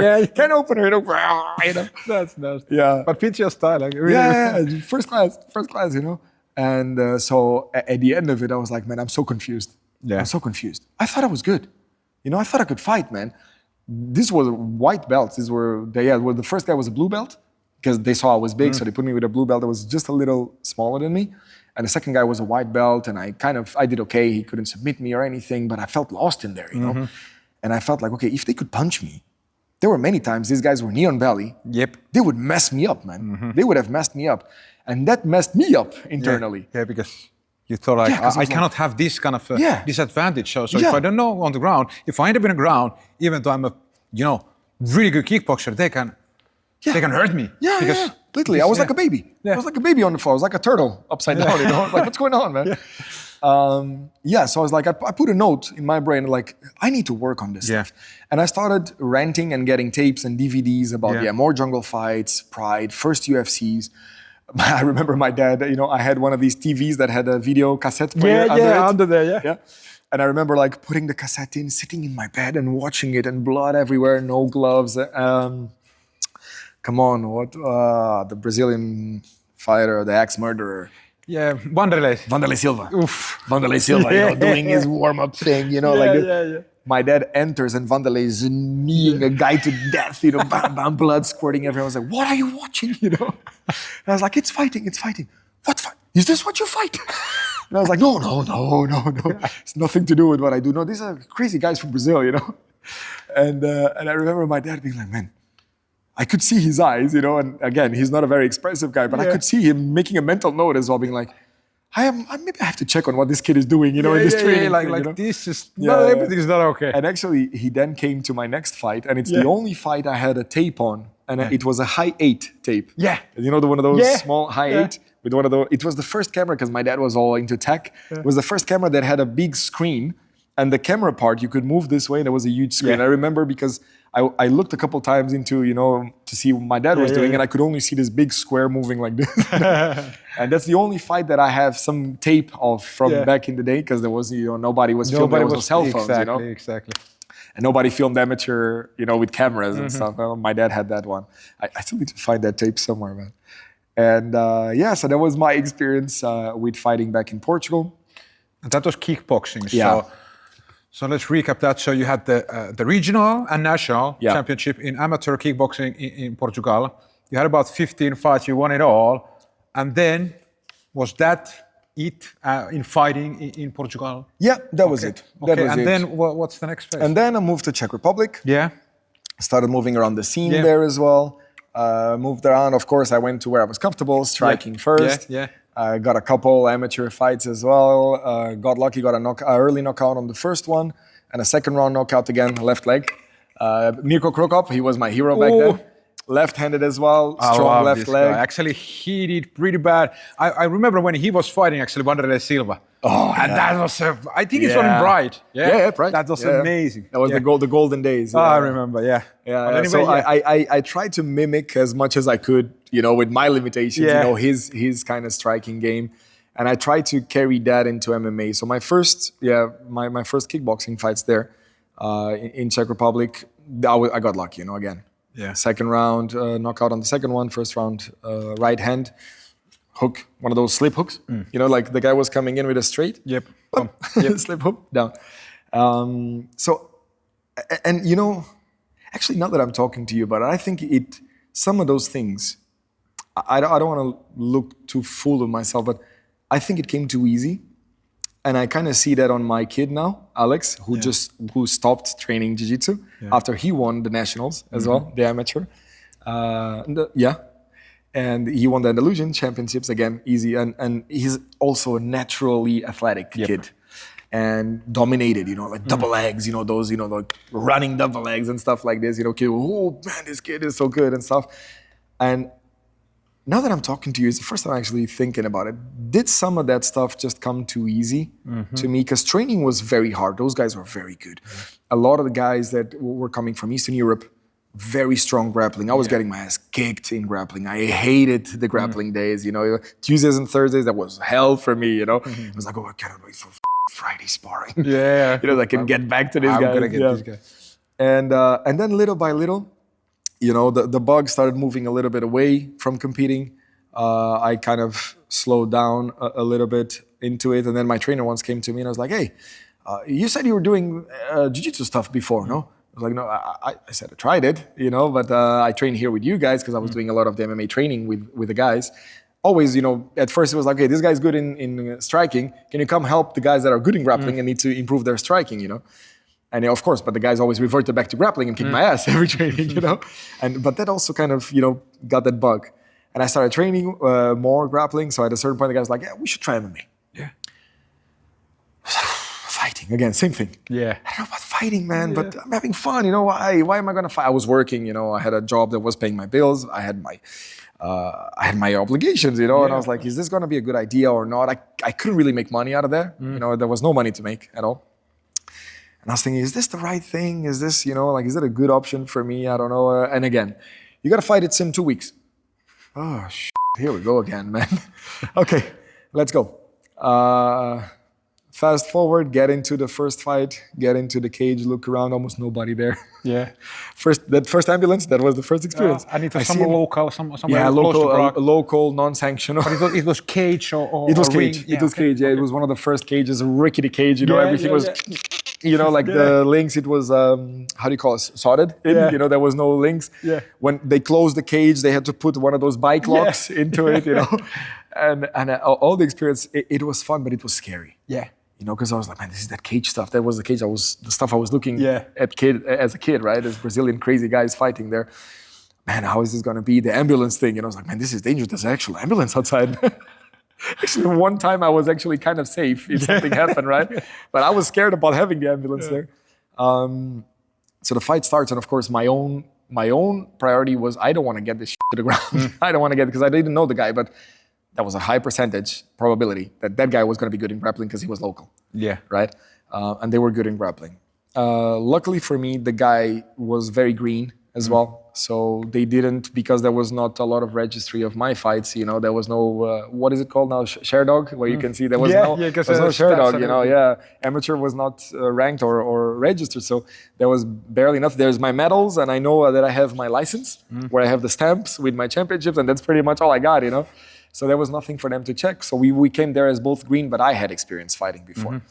So I could see straight away. Straight away when we started moving, standing, and I could see, okay, this guy has no. So I started chopping legs. I had very strong low kicks as well. And I got him with a front kick straight to the face. He was not knocked out, he was knocked down, and he just didn't stand up anymore. But I could see that he felt, and his trainer was also like, enough. That was my first fight. Again, not a lot of work, right? And I think it's really only now that I'm talking to you that I'm putting all these things in my mind, and I'm like, maybe it was too easy. Maybe if I had more of a challenge, but then again, you never know. Maybe if I had more of a challenge and I lost, I would be like, you know what? This is not for me. Exactly. And that's it. So I did 2 more. Yeah. I did 2 more MMA fights. To be fair, that last fight, the one I told you about, I got a decision. I still think I lost. The guy dominated the ground. Yeah. I still think I lost, to be fair. But it was just I had a lot of good exchanges up. I got 1 knockdown. I got 1 knockdown on the second round, 1 knockdown on the third round, and I think they counted that more because on the floor he was about to submit me. He was on my back. He had my arm, and I exploded out of things as I always did. I just exploded out, just stand up, as they say, right? It was pretty much my technique back then was just stand up because they can't keep me down. I was very explosive, very athletic, very strong, and I could just get out of the situation.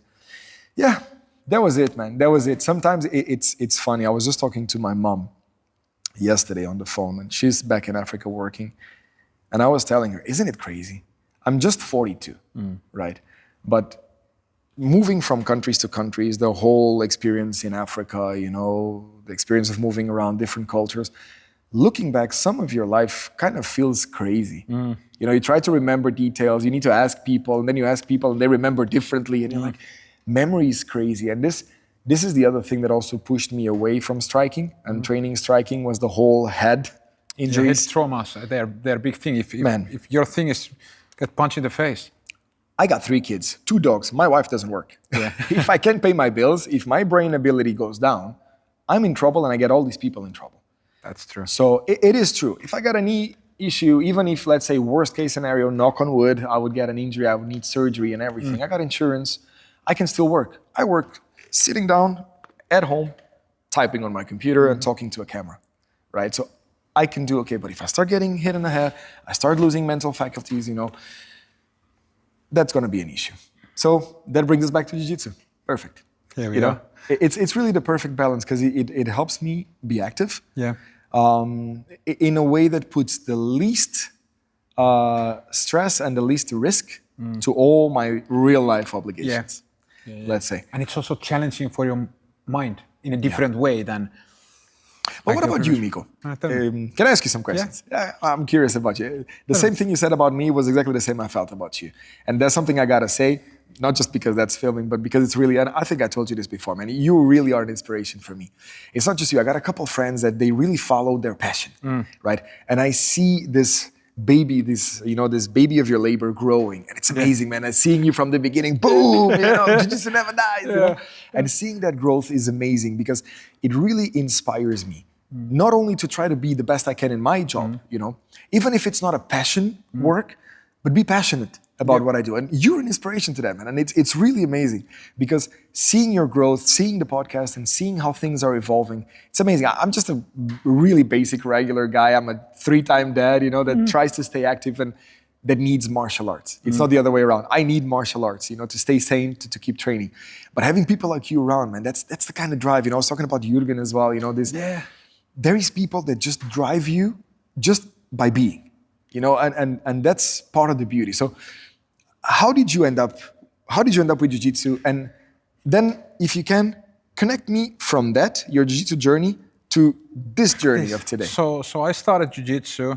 Actually, the thing was because I did very bad decisions in my life. Like I started wrestling when I was 4 years old. Oh, so my grandfather took me to wrestling when I was really young age, and I did wrestling maybe until I was 15. And then I did like football, I did a lot of other stuff. And I did also a lot of bad decisions. I ended up in a criminal life and everything like that.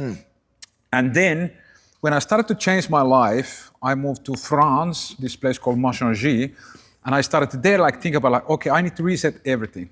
I didn't have anything. I lost my family, I lost everything because of my decisions. And I decided okay, I'm gonna need to do something with myself. So physical stuff, that's what's gonna bring me back to life. And then I was like, okay, I'm gonna start to go to the gym. I'm gonna make myself big. And because I've been always skinny, I was like, oof, maybe that's not your thing. And then I was like, okay, martial arts, yes. I'm gonna go back to wrestling, yes. And then I was like, oof, and I'm 30, so if I go back to wrestling, the wrestling training 30. is... You were yeah, 30 I was 30. I started so up to Jiu-Jitsu. 30, it was just wrestling for you? Yeah, I was wrestling from 4 to 15, and from 15 to 30, no martial arts. And that's back in Finland? Yeah. Do you guys have a big wrestling game? Yeah. In Finland, wrestling is big. Wrestling is very big. So I'm grateful because that background helped me a lot when I started Jiu-Jitsu. Because I had directions, and because I have been basically grown up in tatamis, on wrestling tatamis. So I had directions over my head. But anyway, then I moved from France back to Spain. And I'm already in France. I went one time to the Jiu-Jitsu gym, and I was like, okay, I want to try. I went there. The guys were, preparing for the training, and I didn't know that I need kimono or anything. And the guy said, okay, you need a kimono. I said, okay, where can I have kimono? They said, other side of the street, there's a shop, and it's going to cost you 100 euros or something. I was like, yeah, okay. Of course, I didn't have any money, so I slid away, and I felt so ashamed, I don't have 100 euros to buy the kimono, but it stayed in my head. And I started to study jiu-jitsu, this is it. And then I came to Spain, and I did my first jiu-jitsu class 2012, early 2013. It's Gaijin Academia de Jiu-Jitsu with these Finnish guys. They are Demi and Maja's black belt, Jasse and Marek. They train in GB gym in Helsinki, Finland. And they had like small gym actually. It was downstairs from, what is the Colosseum, the normal gym. So we put the tatamis always in the yoga room or whatever it was, and we trained there. And I remember my first training, I was nervous. Of course, I went 30 minutes before. I was with my bicycle. I was looking, everybody went in. I was like, these guys gonna f me up, man. I don't know what I'm gonna do. But anyway, I went there, and in the first moment when I stepped into the mats, all the smells, everything, I slapped the tatami and said, it's good to be home. And the other guys looked at me like, who is this guy? But it felt like that. Yeah. It felt, all the smells, everything came back out like, it was a sentimental moment. Yeah. And then I did my first training, and then I fell in love immediately. And in early days, I started like after 2 months, 3 months, I started helping, teaching, and almost early on, I knew immediately that teaching and helping other people was my thing. I competed a lot in wrestling, so that kind of took I want to compete. Yeah. I want to compete. So that was gone because of the wrestling. I competed hundreds of times in wrestling. I did fairly good. But then I stayed jiu-jitsu and I decided like, okay, whatever is gonna happen, I was dreaming like jiu-jitsu, hopefully I can live through jiu-jitsu. I was like, okay, I cannot be a professional competitor, I'm too old. Like there is no money in masters division, so there is fairly money in adults division. So I'm like, okay, what I'm gonna do, how I'm gonna do this? And then I decided like, okay, I'm gonna arrange myself like job that make me like 600, 700. I was left like 700 a month. I was poor as, I didn't have almost any money for the first 6 years, but I was able to train jiu-jitsu. Yeah. And I was thinking about jiu-jitsu as like a backbone of my life. So I decided like, whatever happens Miko in your life now, stick to this and something good will happen. Just train, keep your eye on the ball, whatever happens in your life, girls, apartments, jobs, whatever, just make sure that you train. And then I decided like, I'm gonna train. And that's exactly what happened. And let's say maybe when I was a purple belt, maybe 2017, I came here in this gym 2016, I was 2-stripe blue belt. And when I was a purple belt, then people recognized my skill set as a teacher and as a servant of the art. And they wanted to do privates with me with whopping 20 euros an hour. I started with that. And then I started making a little bit of money of privates, but that was not, I couldn't quit my job. And then I was like, wow, I want to do this.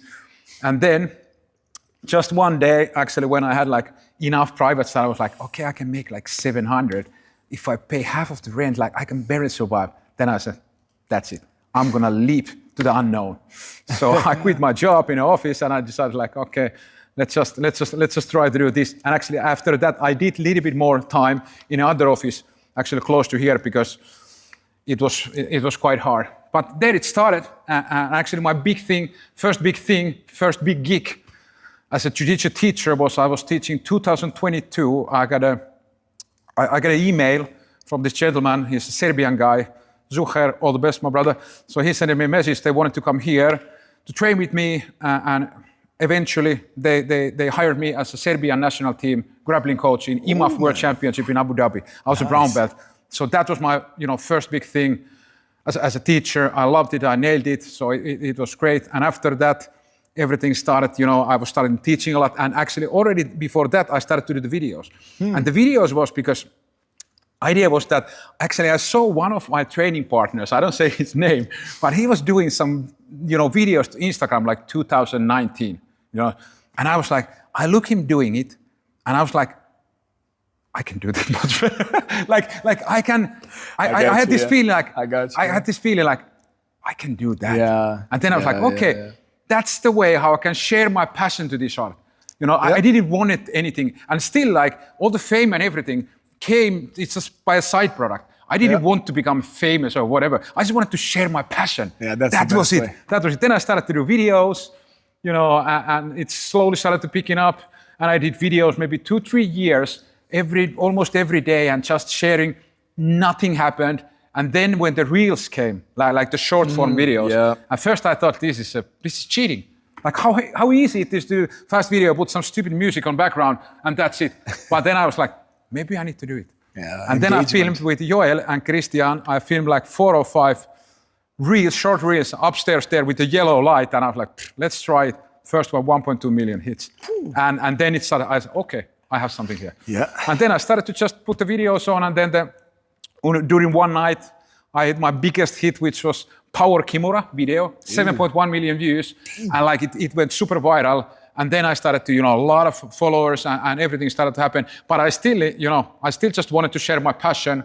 But because of now I have a big audience and big reach, that opens up opportunities for sponsorship, and because I have a big audience, so now I can live my dream. So I have a nice deal with Manto. Thank you guys, and I have my own lineage of fight gear. I have kimonos, my signature kimonos. I was checking your kimono just yesterday, man. That's a cool one. That's a cool one. Actually, we're going to launch the black one It's tempting. It's actually tempting. when this is going to be out, the black one is going to be out also. But yeah, that's it. And then I'm just, being writing and teaching. And from my heart, I'm a teacher and I'm a servant of this art. Everything what happens like on other side of the spectrum, like all the fame and followers, that just came because I think I'm authentic, and I just people. Absolutely, brother. And I think and I can live my dream. And I still, every single message what I receive, I answer by myself. Yeah. Because I feel that if somebody has time, Miko, you're amazing, whatever. Thank you. Like it takes a lot of time, but I feel like I own that to this art, and then this is what I can do, because I'm extremely humble that I can teach Jiu-Jitsu, I can travel the world, I can talk with you, and this is my job. I'm humble and I feel like I'm privileged, but also I understand this is a result of a lot of work, and the decisions what I made years ago led to this moment. Absolutely, bro. I've witnessed. I've witnessed this part of it. It's amazing. Exactly. As I was saying, it's inspiring. And you mentioned passion, right? Yeah. And passion is the main thing. When I think of you, I really feel that fiery passion for the sport, man. And I think that comes through. And that's what connects and engages people. Yep. Because this is the kind of sport that hooks people like almost no other. Yep. Right? And then you feel, okay, this guy loves it as much as I do, and you feel the enthusiasm and you feel the love. And I think that's a great pull. It's crazy for me, right? Because I work with technology. Yeah. Right? So I was just doing trainings on AI. Like at the forefront of it, and I gotta keep in touch.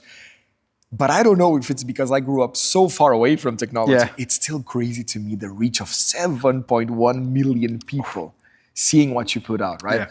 So, no, definitely, man. I think I speak for everybody when I say thanks, man. Thanks for all you put out and keep doing it. Thanks. Because you're on the perfect path. And Thank you. I steal a lot of stuff from your videos too, man. And it's like I just love I love Jiu-Jitsu, and I love the community around it, and I really feel that, of course, I need to capitalize my skill set so I can do this professionally.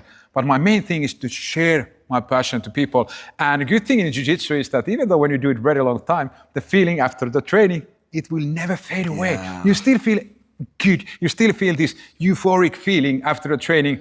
And I embrace that feeling. And I just love this, what I do. And I love helping people and lifting them up. That's my true passion, is to make other people better. And you definitely do, brother. You definitely do. We just need to look into that whole pill thing, man. Yeah, if we can get into that, man, that's going to be the next step. That's going to give us a nice pathway, the pill. Let's talk about food and diet. Oh, yeah. All right. So, of course, your diet and everything was really strict when you're a competitor. Yeah. Let's talk first, what were you eating when you were competing and kind of controlling your... Tell me a little bit about that. Yeah, so let me take you from the dark age days, when I first started, and what I was eating and what I was told to eat, right? Exactly. I won't say who, but you know who you are. I was told to eat a crazy pasta bowl, but a crazy one. That means you cook half a kilo of pasta, you put butter on it, get that in, get some sauce in it, which sauces are always perfect, ketchup, barbecue, everything, a little bit of meat. But don't get meat, you don't need, that's actually not wrong. You don't need that much protein on fight day, right? But I was told to do that before training every day. So luckily, I had a very fast metabolism as a kid growing up, and we were training so hard that I burned all of it. But it was not the best thing. Don't do that. That was my first meal plans were pasta bowls, rice bowls, sauces on it to make it lot of tasty. calories, just Calories in, carbs, fast-acting carbs, the worst. Like, man, by the time you actually get to your fight, because you eat that at home before leaving. Yeah. Amateur fights, especially back then, weigh-ins are the same day, but you can weigh in the morning. And if you're one of the heavier guys, which are the last fights, you can weigh in at 9, 10 a.m. And you ate your big pasta bowl before leaving your house, and you're only going to fight sometimes at 7, 8 p.m. Afterward. And you can't eat. Because the nervous tension, right? And I was telling you, I'm putting weight out, in and out, in and up and down.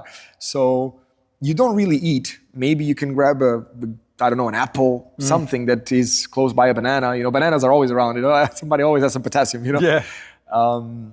So that was the beginning of it. But as I was telling you, the whole not drinking water in training, not hydrating.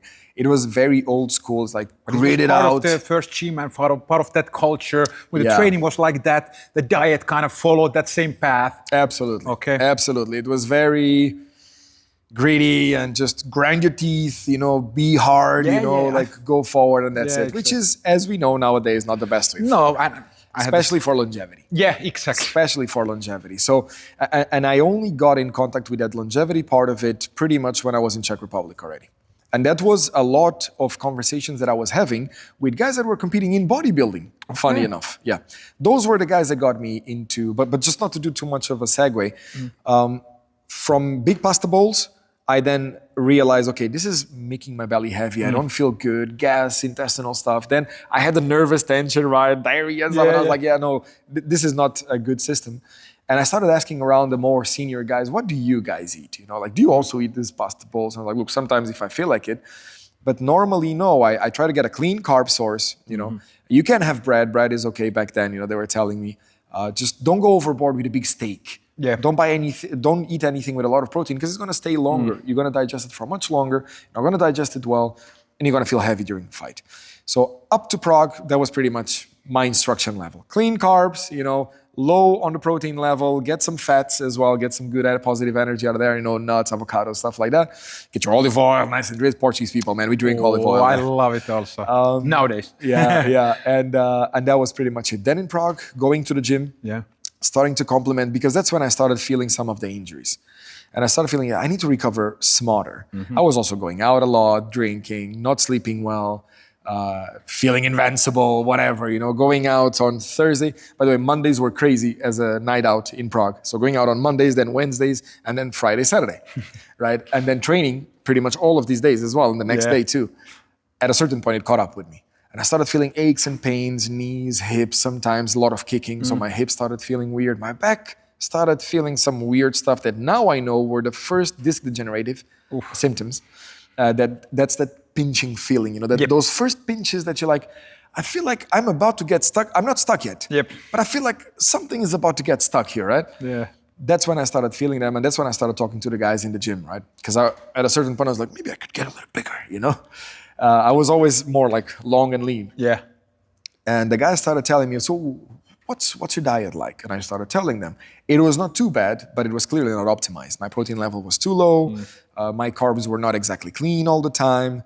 And they were the ones that started putting me into tracking my macros, getting sure my micronutrients are good, and starting supplementing with the basic vitamins. D with K, getting your omegas, getting your vitamin C, making sure that at night you get magnesium, zinc, and your B6 vitamins. Make sure you recover, keep your hormone levels good. That was never on my mind until I started talking to those guys. So funny enough, bodybuilding guys brought the diet component that I follow until today. And since then, actually, when I started losing weight and I started realizing that I was doing it the wrong way, I just dropped down my calories. I went back to my full diet as I was doing before, which was too much of a shock to my body that was just eating crap and bullshit every day. I moved to Spain, and I was telling you before we trained or right afterwards, right, that I started having feelings like I was tired, I was not recovering well. I was like, am I really getting that old that fast? Because I was in my early 30s, 31, 32, right? What's going on, man? And then I really started feeling down. Not not from an emotional standpoint, but I'm always the kind of guy that I'm irritating by how energized I am as soon as I wake up. You know, my wife, she's one of those that like she needs her time. It's like, chill, dude, chill. You know, like let's wake up, put music, you know, African music bumping at home, you know, bam, bam, let's go, you know. Let's go, it's gonna be a great day. Yeah, it's gonna be a great day.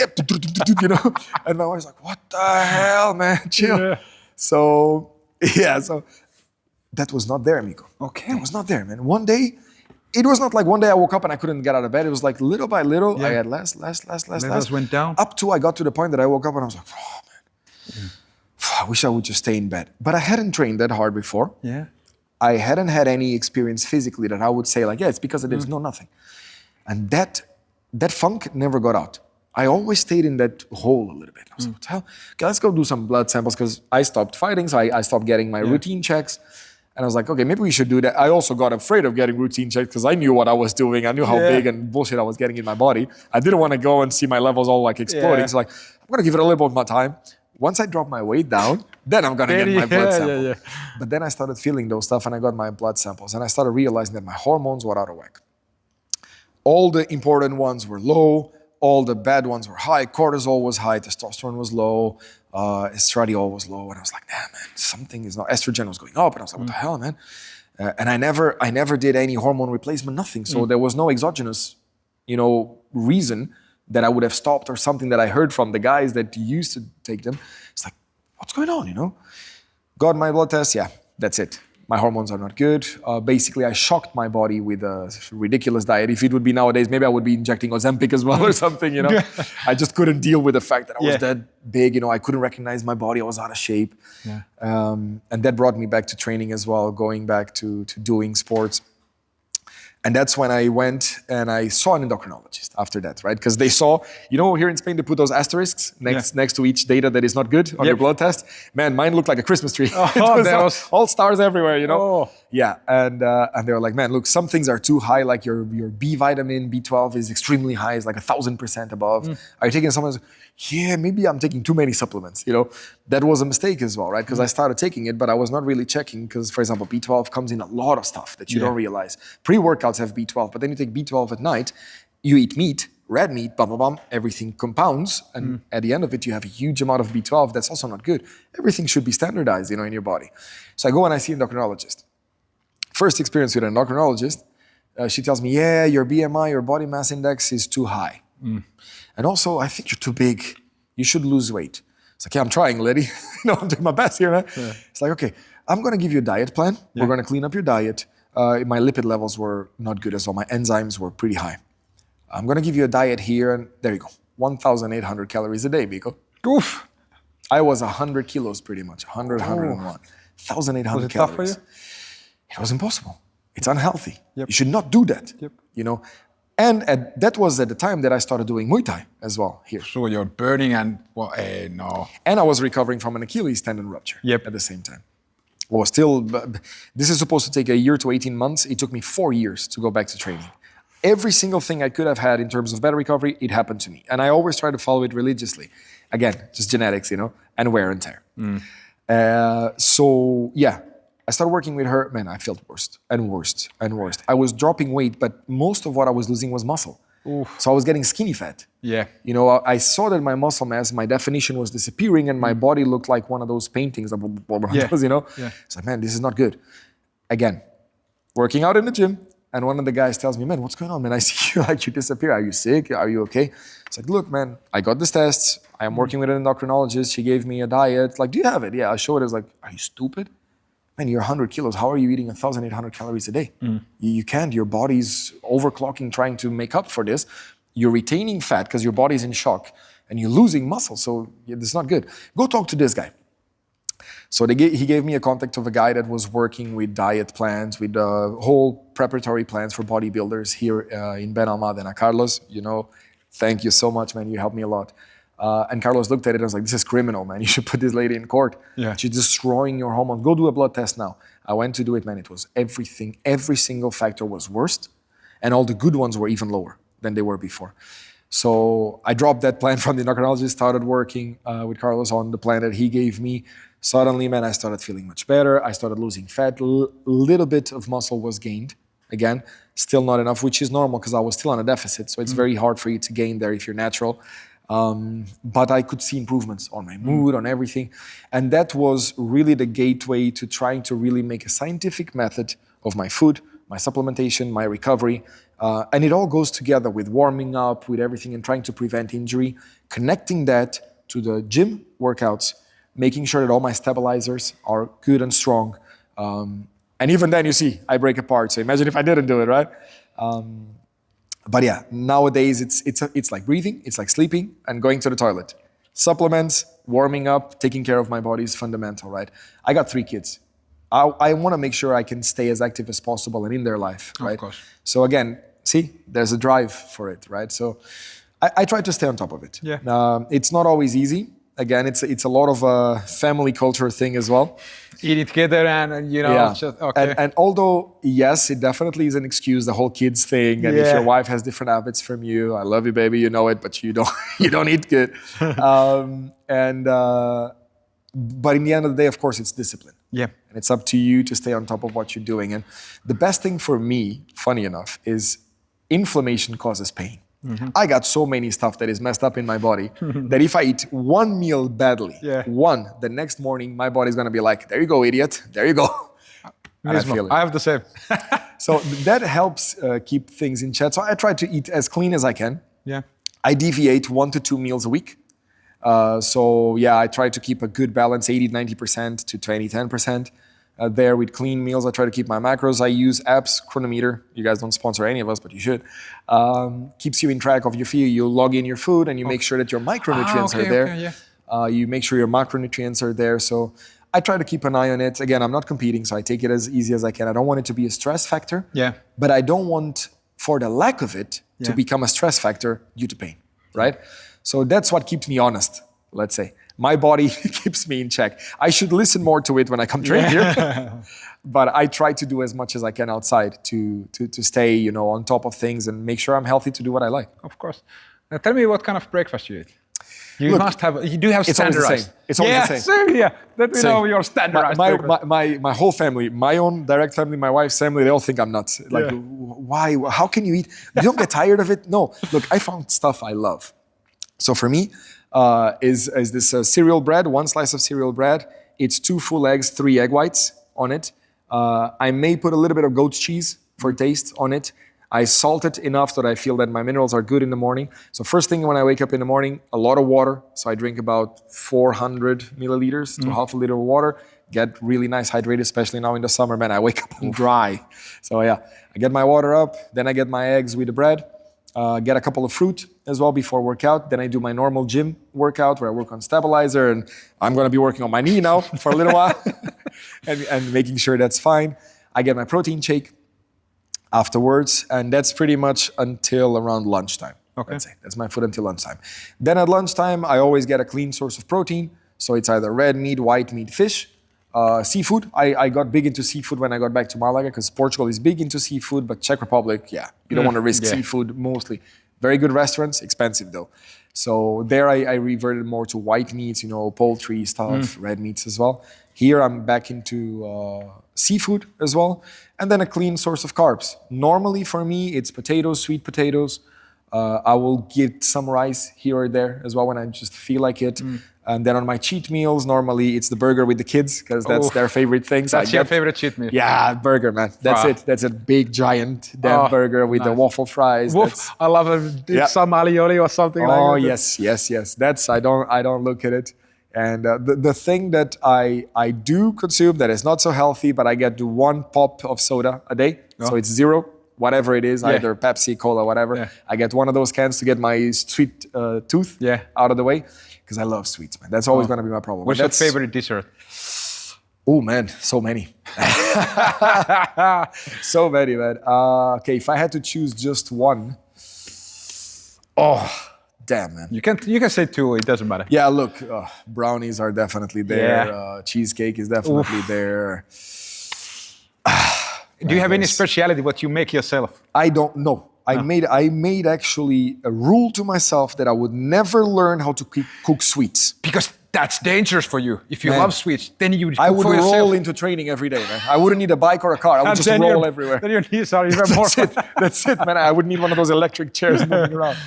No, I really, I made a note to myself that I would not learn how to cook anything sweet because I knew it would be the end of it. Yeah. No, I don't do any of those. But Portugal, man, Portuguese sweets. So I remember I was in Europeans 2020. I think, these sweets in the shops, they're really good. and it's a never-ending. Yeah. It's like Jiu-Jitsu techniques. Yeah. It never ends, because people know the traditional pastel nut. Yeah, right? that's also great. That's the one in Lisbon that everybody knows, or natas in the north of Portugal, right? It's amazing. But man, the portfolio of sweets in Portugal is amazing, right? What we call conventual sweets, because they were made by nuns and priests. A lot of eggs, heavy sugar stuff, It's the most sweets that a lot of foreigners that come into Portugal, like, oh my God, how can you eat this? Unfortunately, I grew up with that, right? Because even my mom's family that's part Portuguese, that was always the Portuguese sweets as well, and the Portuguese food style, heavy, strong stuff, So for me, it's the opposite way around. Whenever I try sweets from other countries, it always feels to me like, man, why you eat these vegetables and call it sweet? They are not sweet enough. Yeah, it's not you sweet cannot enough, compare at all. No. So everybody always asks me to try to be polite, like, so did you like our sweets? Yeah, they were good. But you're honest. It was fine. Look, yeah, it's... and everybody always says, it's not like Portuguese sweets, right? And I was like, no. But I'm a food. I love food, man. Nice. I love food. I grew up... And that's something actually, talking about diet, right? Something I try to keep my kids as safe from that as possible. What do I mean by that? Food being an emotional crutch, right? The whole thing that we hear a lot in Portugal, a lot of it in Africa as well, where it's like, oh, you're sad. Do you want grandma or mom to do you a cake? Like, okay, if you want to get dessert, you got to eat this. You got to eat the broccoli if you want to get dessert, right? So sweets were a reward. Yep. I grew up with sweets being the thing, the holy grail, the thing you want to get, right?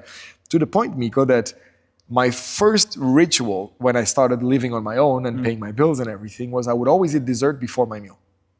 Even in restaurants. You could. Exactly. I want to start with the good thing, So I try to, with my kids, I try to keep them as safe from that as possible. Holidays are rough. The in-laws are always rough with that, You try to keep it healthy. You don't want to push them away by being too strict, and then they start. But if you lead by example and they see what you eat, and it's what's available at home, and you try to clean up your closets in your kitchen, it helps. So hopefully I'll prepare them better than what I feel, because sweets, man, that's a trap for me.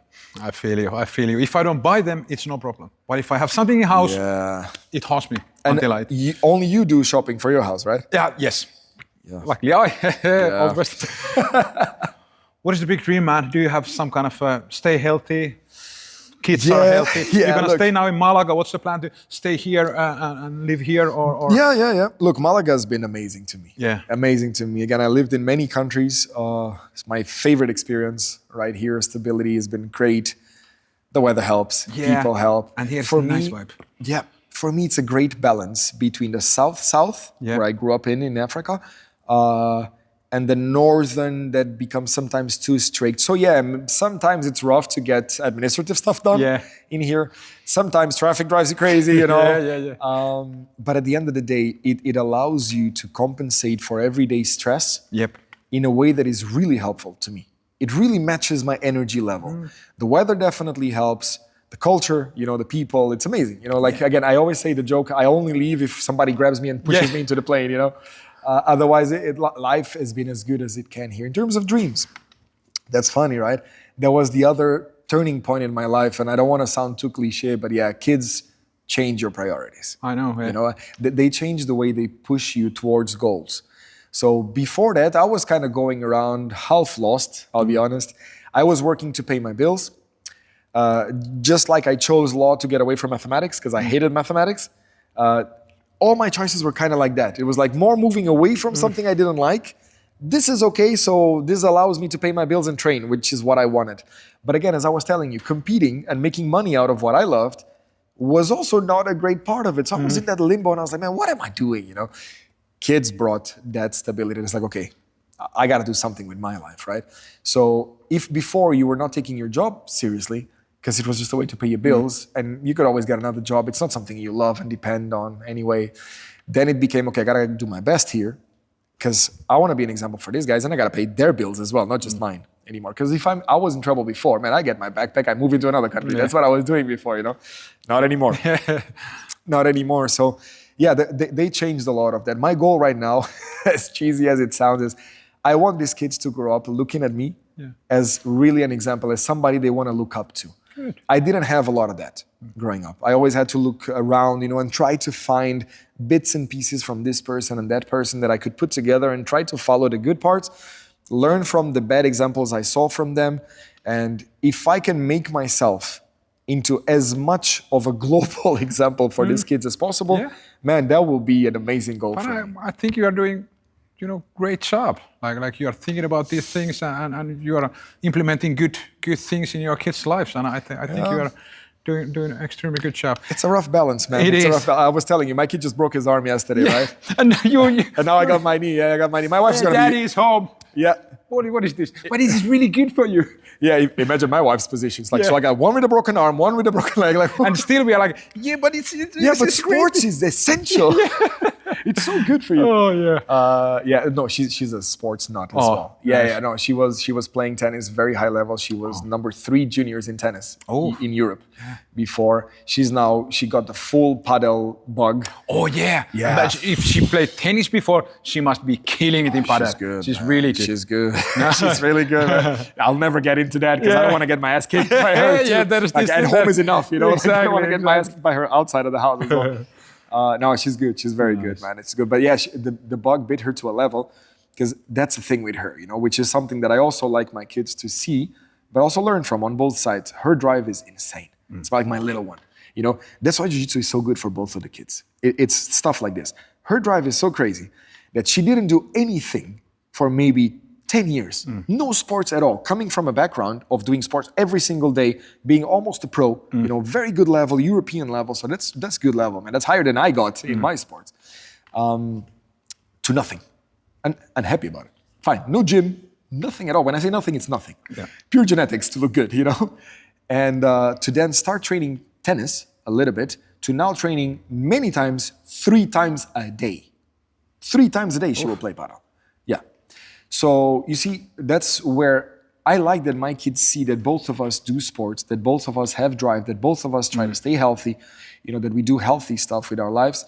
But yeah, for example, the little one that got her Slavic nature, you know, that's why, and bringing it back to our home, right, to Jiu-Jitsu, that's why I love Jiu-Jitsu, because my oldest daughter, this forces her to open up. Yeah. Right? She goes from her little shell to being strong, being more self-confident and open up and have to train and have to do it. And my middle one, he'll just go whatever, be happy, have fun, laugh around, you know, and have fun, and that's it. You know, him, I have to push and drive him to compete, drive him to excel. Same thing, he plays football. He's a federado. He broke his arm playing football. And again, you can see the kid has a physical specimen, you know, he just goes and dominates. You know, he started football 2 years ago. First training with the Federado group, he went to train actually with the school because I was like, look, he didn't really play football until he was 8, pretty much. He's 10 now. So let's take him to football school so that he learns the stuff. First training, man, he trained in his school, like, you know, normal school. Then he goes to the football school, does a training. And the trainer immediately talks to me and says, can he stay for the Federado? I would like to see him with the Federados kid, you know, with the kids that are training, you know, like in the league, and see how he does train. I need to register him. You know, we need him in the team, and that's it. He started playing. He just played a tournament after the end of the season. Now scored 2 goals as a defender, led the team, led the game. You know, like, you know what he's doing now?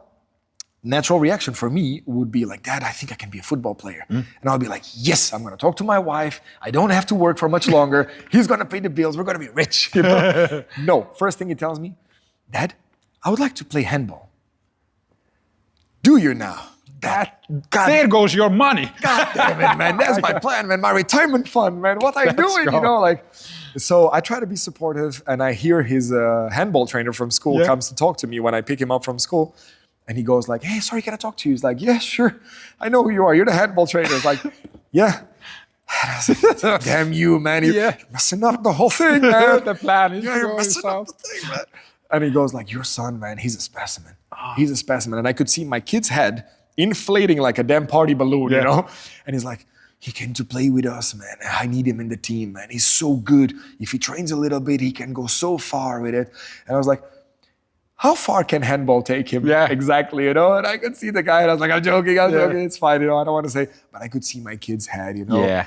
And see, with him, it's about bringing him back and keeping him on track. Listen, you're good at this, you know, focus. I don't mind him training everything. It's good. He will always take part of every sport and complement his game on anything else.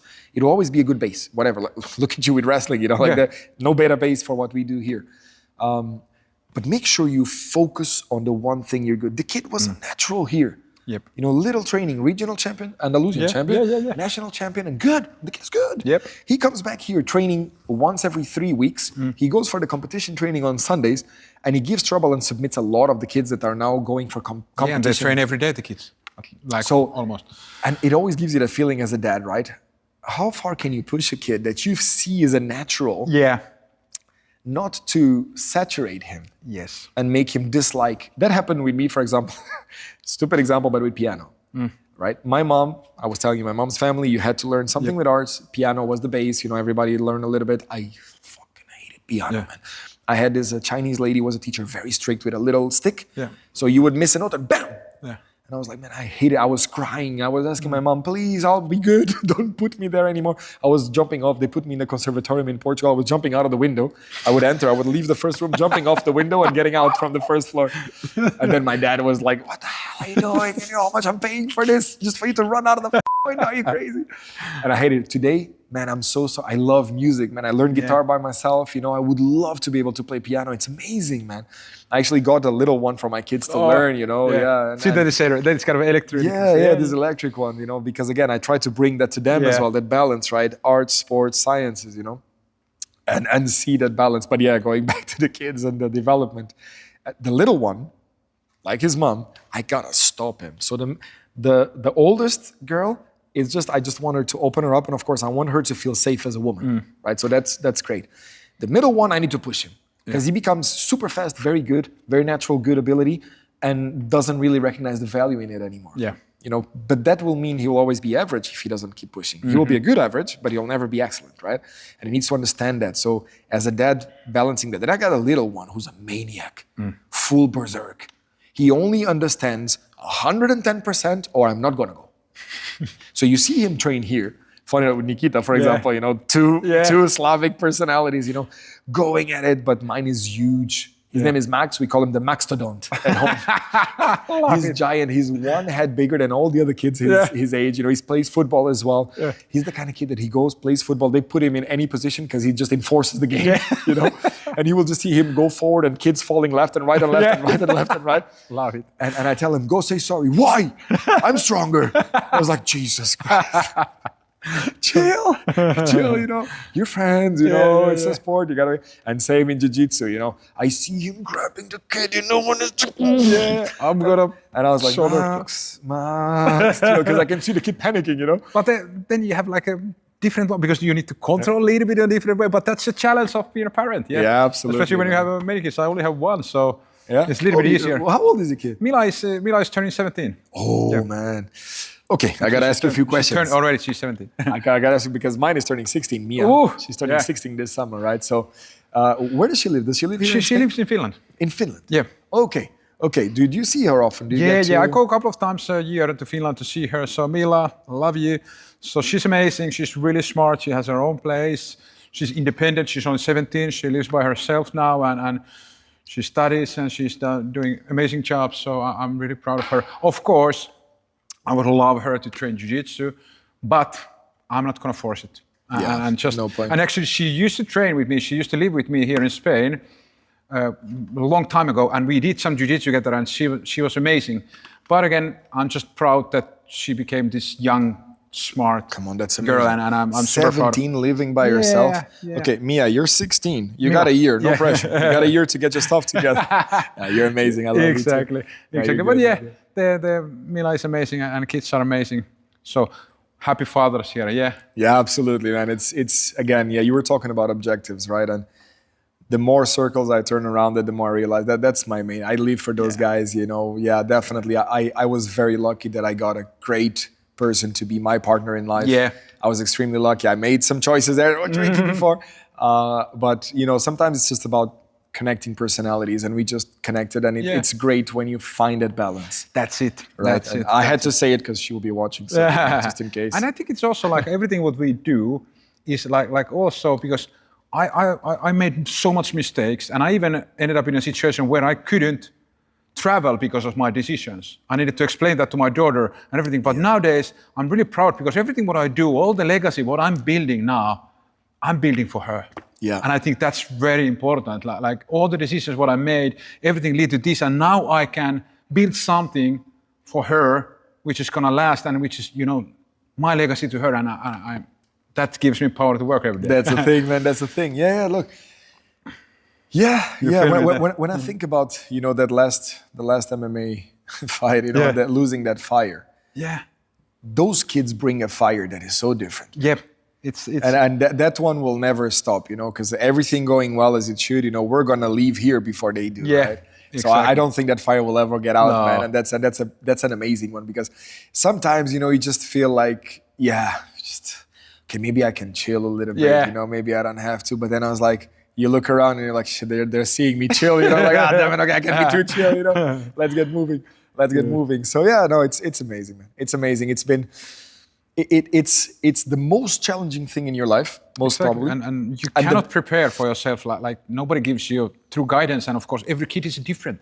You need to, as a parent, you need to, you know, probably even harder when you have multiple kids because different personalities. You need to treat them like, of course, equal, but in a different way. You can push this first one, and you know, max down. You can push. You know. Exactly, and understand and make the other ones understand why you are being different with this one. Yep. Right, without them feeling neglected Yep. or being treated any way worse than any other one. Yep. Right, so yeah, it's fun. Look, it keeps you on your toes. You gotta keep stay on your toes. Yeah. But it's great. I think, brother, I think we are done for today. So truly, it was amazing. And can you imagine? I think we talked almost 2 hours. It's great. So time flies when you're having fun, Diogo brother. Pereira, thank you so much. Thank and you, man. guys, Thank you. go train, keep smiling, and remember, Jiu-Jitsu never dies, babies. Boom. There you go. Woo. Great stuff, man. Thank you so much, man. Thank you. You're amazing.